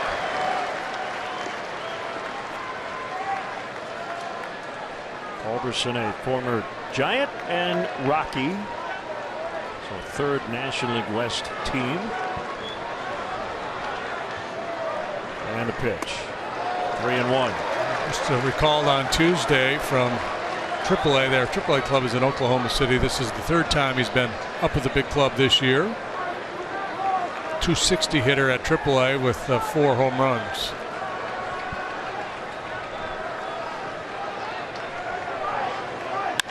And a ground ball into right. That'll bring the tying run to the plate.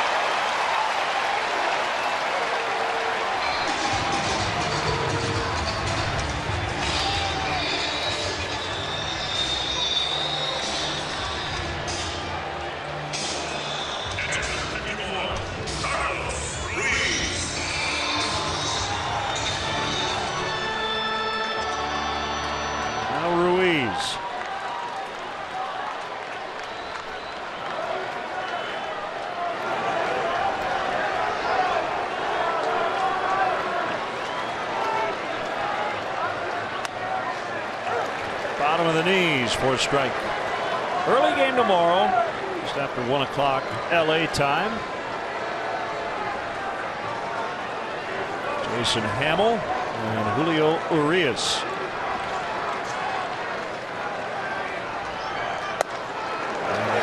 Man, that was firm. Yeah, back home. 103 on that pitch.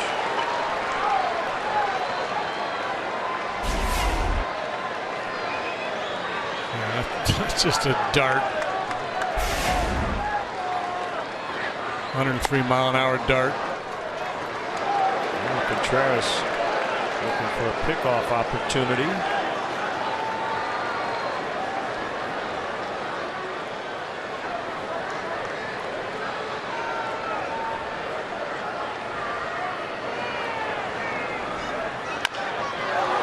Hit very hard. Bryant will get the out at first.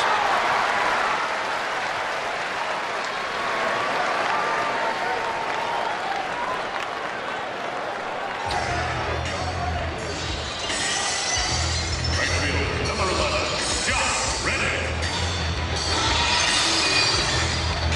Comes Reddick. 1 for 4 and was picked off in the 7th.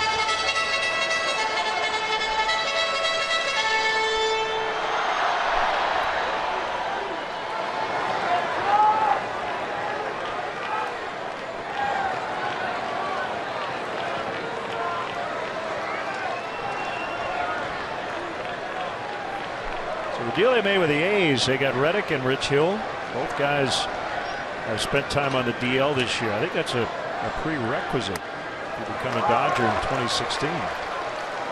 Yeah, and Hill was dealing with the blister issue when they acquired him. He was literally on the DL when they got him. And he did what? They got him on the 17th of July, and he just made his first start here the other night. And was really good. Foul tip, 0-2. Reddick with DL time. And a fractured left thumb as an athletic earlier this season.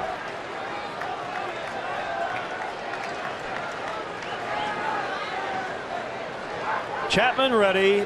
The 0-2. We'll try it again. Several pitches at 103 tonight. The Cubs closer. And I remember, and I think I've told you this in the past, but when I watched Chapman, I think back to Billy Wagner's days in Houston, and scouts telling me, you know, I've got to write out a report that this kid throws 100 miles an hour, plus he's sneaky. And I think there's some deception with Chapman, too, to go along with his 103.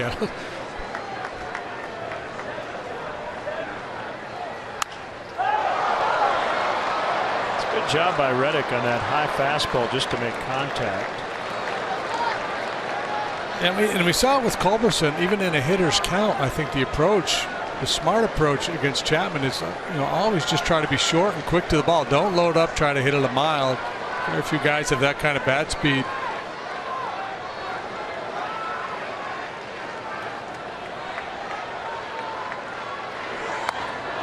Called strike 3.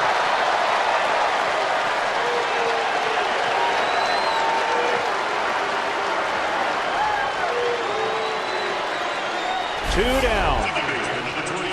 Now this is an impossible pitch for a left-handed hitter. That is 103. Perfectly placed on the outside corner at the knees. Ty Cobb's not going to hit that pitch.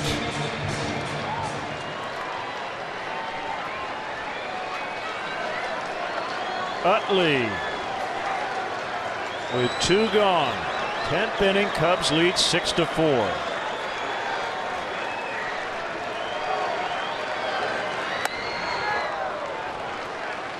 Yasmani Grandal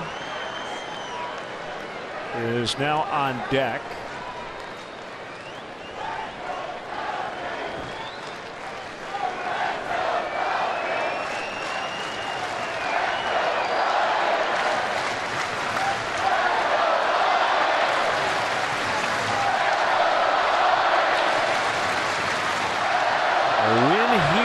Cubs would guarantee a winning road trip and a winning season for that matter. Could be their 82nd on the year.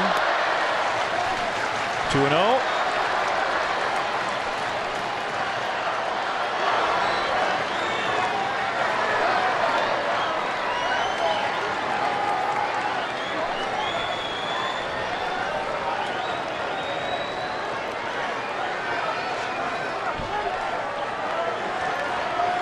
2-0 pitch. 2-1.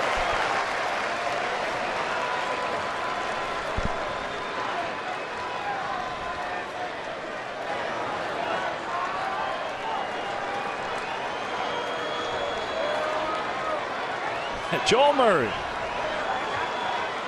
with the great Cubs pants. You got to go with the white shirt, right? You don't want to clash.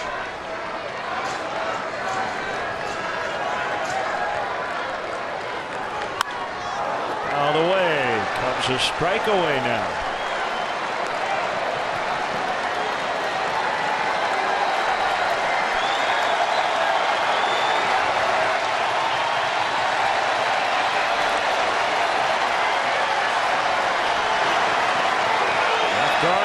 Feet. Yeah, there are a lot of Cub fans here.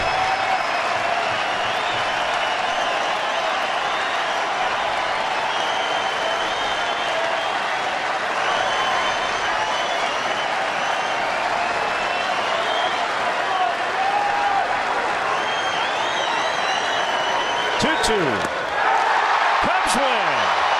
Cubs win their 4th in a row. Chris Bryant, the offensive hero tonight. Wood gets the win. Chapman the save, and the W flags flying in the Cubs box here at Dodger Stadium. Yeah, a lot of Cub fans here tonight, and a lot of loud Cub fans at the end. What a night for Chris Bryant. Rising up with 2 late home runs. One in the 8th and the 2-run shot in the 10th. Hey, check it out. That's pretty great. 9 hits, 1 error. For your Dodgers, 4 runs, 9 hits, no errors. So 82 and 45. Cubs maintain their 14-game lead on the St. Louis Cardinals. Jesse Rogers is with Chris Bryant. All right, Chris, home runs 34 and 35, the game winner in the 10th inning. Tell me your emotions right now. I mean, I'm pretty happy. I mean, you know, no one likes to play extra innings, especially when you got a day game tomorrow. So, I mean, I don't know what to say. I mean, it was, you know, an awesome game. You know, obviously, you know, I made an error there, and I'm still mad about that, but able to make up for it, you know, here in the 10th. What are you thinking about man on first, nobody out? Usually it's about getting him over, but you're probably thinking getting him home, huh? Yeah, and I think, you know, Joe and I and Grizz, you know, we talk about that, you know, kind of in that situation. It seems like doubles are better. You know, but I mean, I was waiting for one the other way, a home run in the opposite field. I don't even know if I had one all year. So, you know, for me to do that, especially in that situation, was just huge for me. I don't know if you heard it as you rounded the bases, but chance of MVP from a road crowd. What's that like? You're probably used to it by now. Great road attendance by Cub fans. Yeah, I mean, it's unbelievable. The support we have on the road, you know, I'm looking up right now. I see so many Cubs uniforms, and I mean, I can't say enough about them. They're here supporting us, supporting me, supporting everybody else on this team, and you know, I honestly can't say enough about them. 35 home runs before September 1st. What's that feel like? Feels good. It feels good. I mean, you know, building off of what, you know, I did last year, I feel really good at the plate. I mean, I feel like I made a lot of adjustments in the off season, and it's always nice to see results. Congrats. Thank you. That's Chris Bryant, who hits a 2-run home run, his 7th home run in 8 games as the Cubs win again. Back to you, Len and JD. All right, Jesse, thank you. And one final note, we had the number earlier, Cubs pitching giving up a 200 average with runners in scoring position. The Dodgers were 1 out of 15 tonight in that spot. Wow, yeah. So, well, you know, Mike Montgomery struggled with his command. The Dodgers had opportunities to push through with a big number against them. They weren't able to do it, so tip of the cap for Montgomery for at least hanging in there as he did, giving his team a chance to rally late. So our next ABC 7 Cubs telecast will be Sunday, September 4th. Cubs hosting the Giants at 1 o'clock Central. Final score tonight in 10. What a thriller. Cubs 6. Dodgers 4. For JD, for Jesse, for our entire ABC 7 crew here in LA, I'm Len Casper thanking you for watching Cubs baseball. Stay tuned. Eyewitness News is next. Chicago Cubs baseball on ABC 7 is being brought to you by Keller Graduate School of Management. Learn loud. By Xfinity. Xfinity X1 will change the way you experience TV. By Honda. Start something special with the great deal on a Honda. Now at your Honda dealer. And by State Farm. Talk to an agent today at 800 State Farm.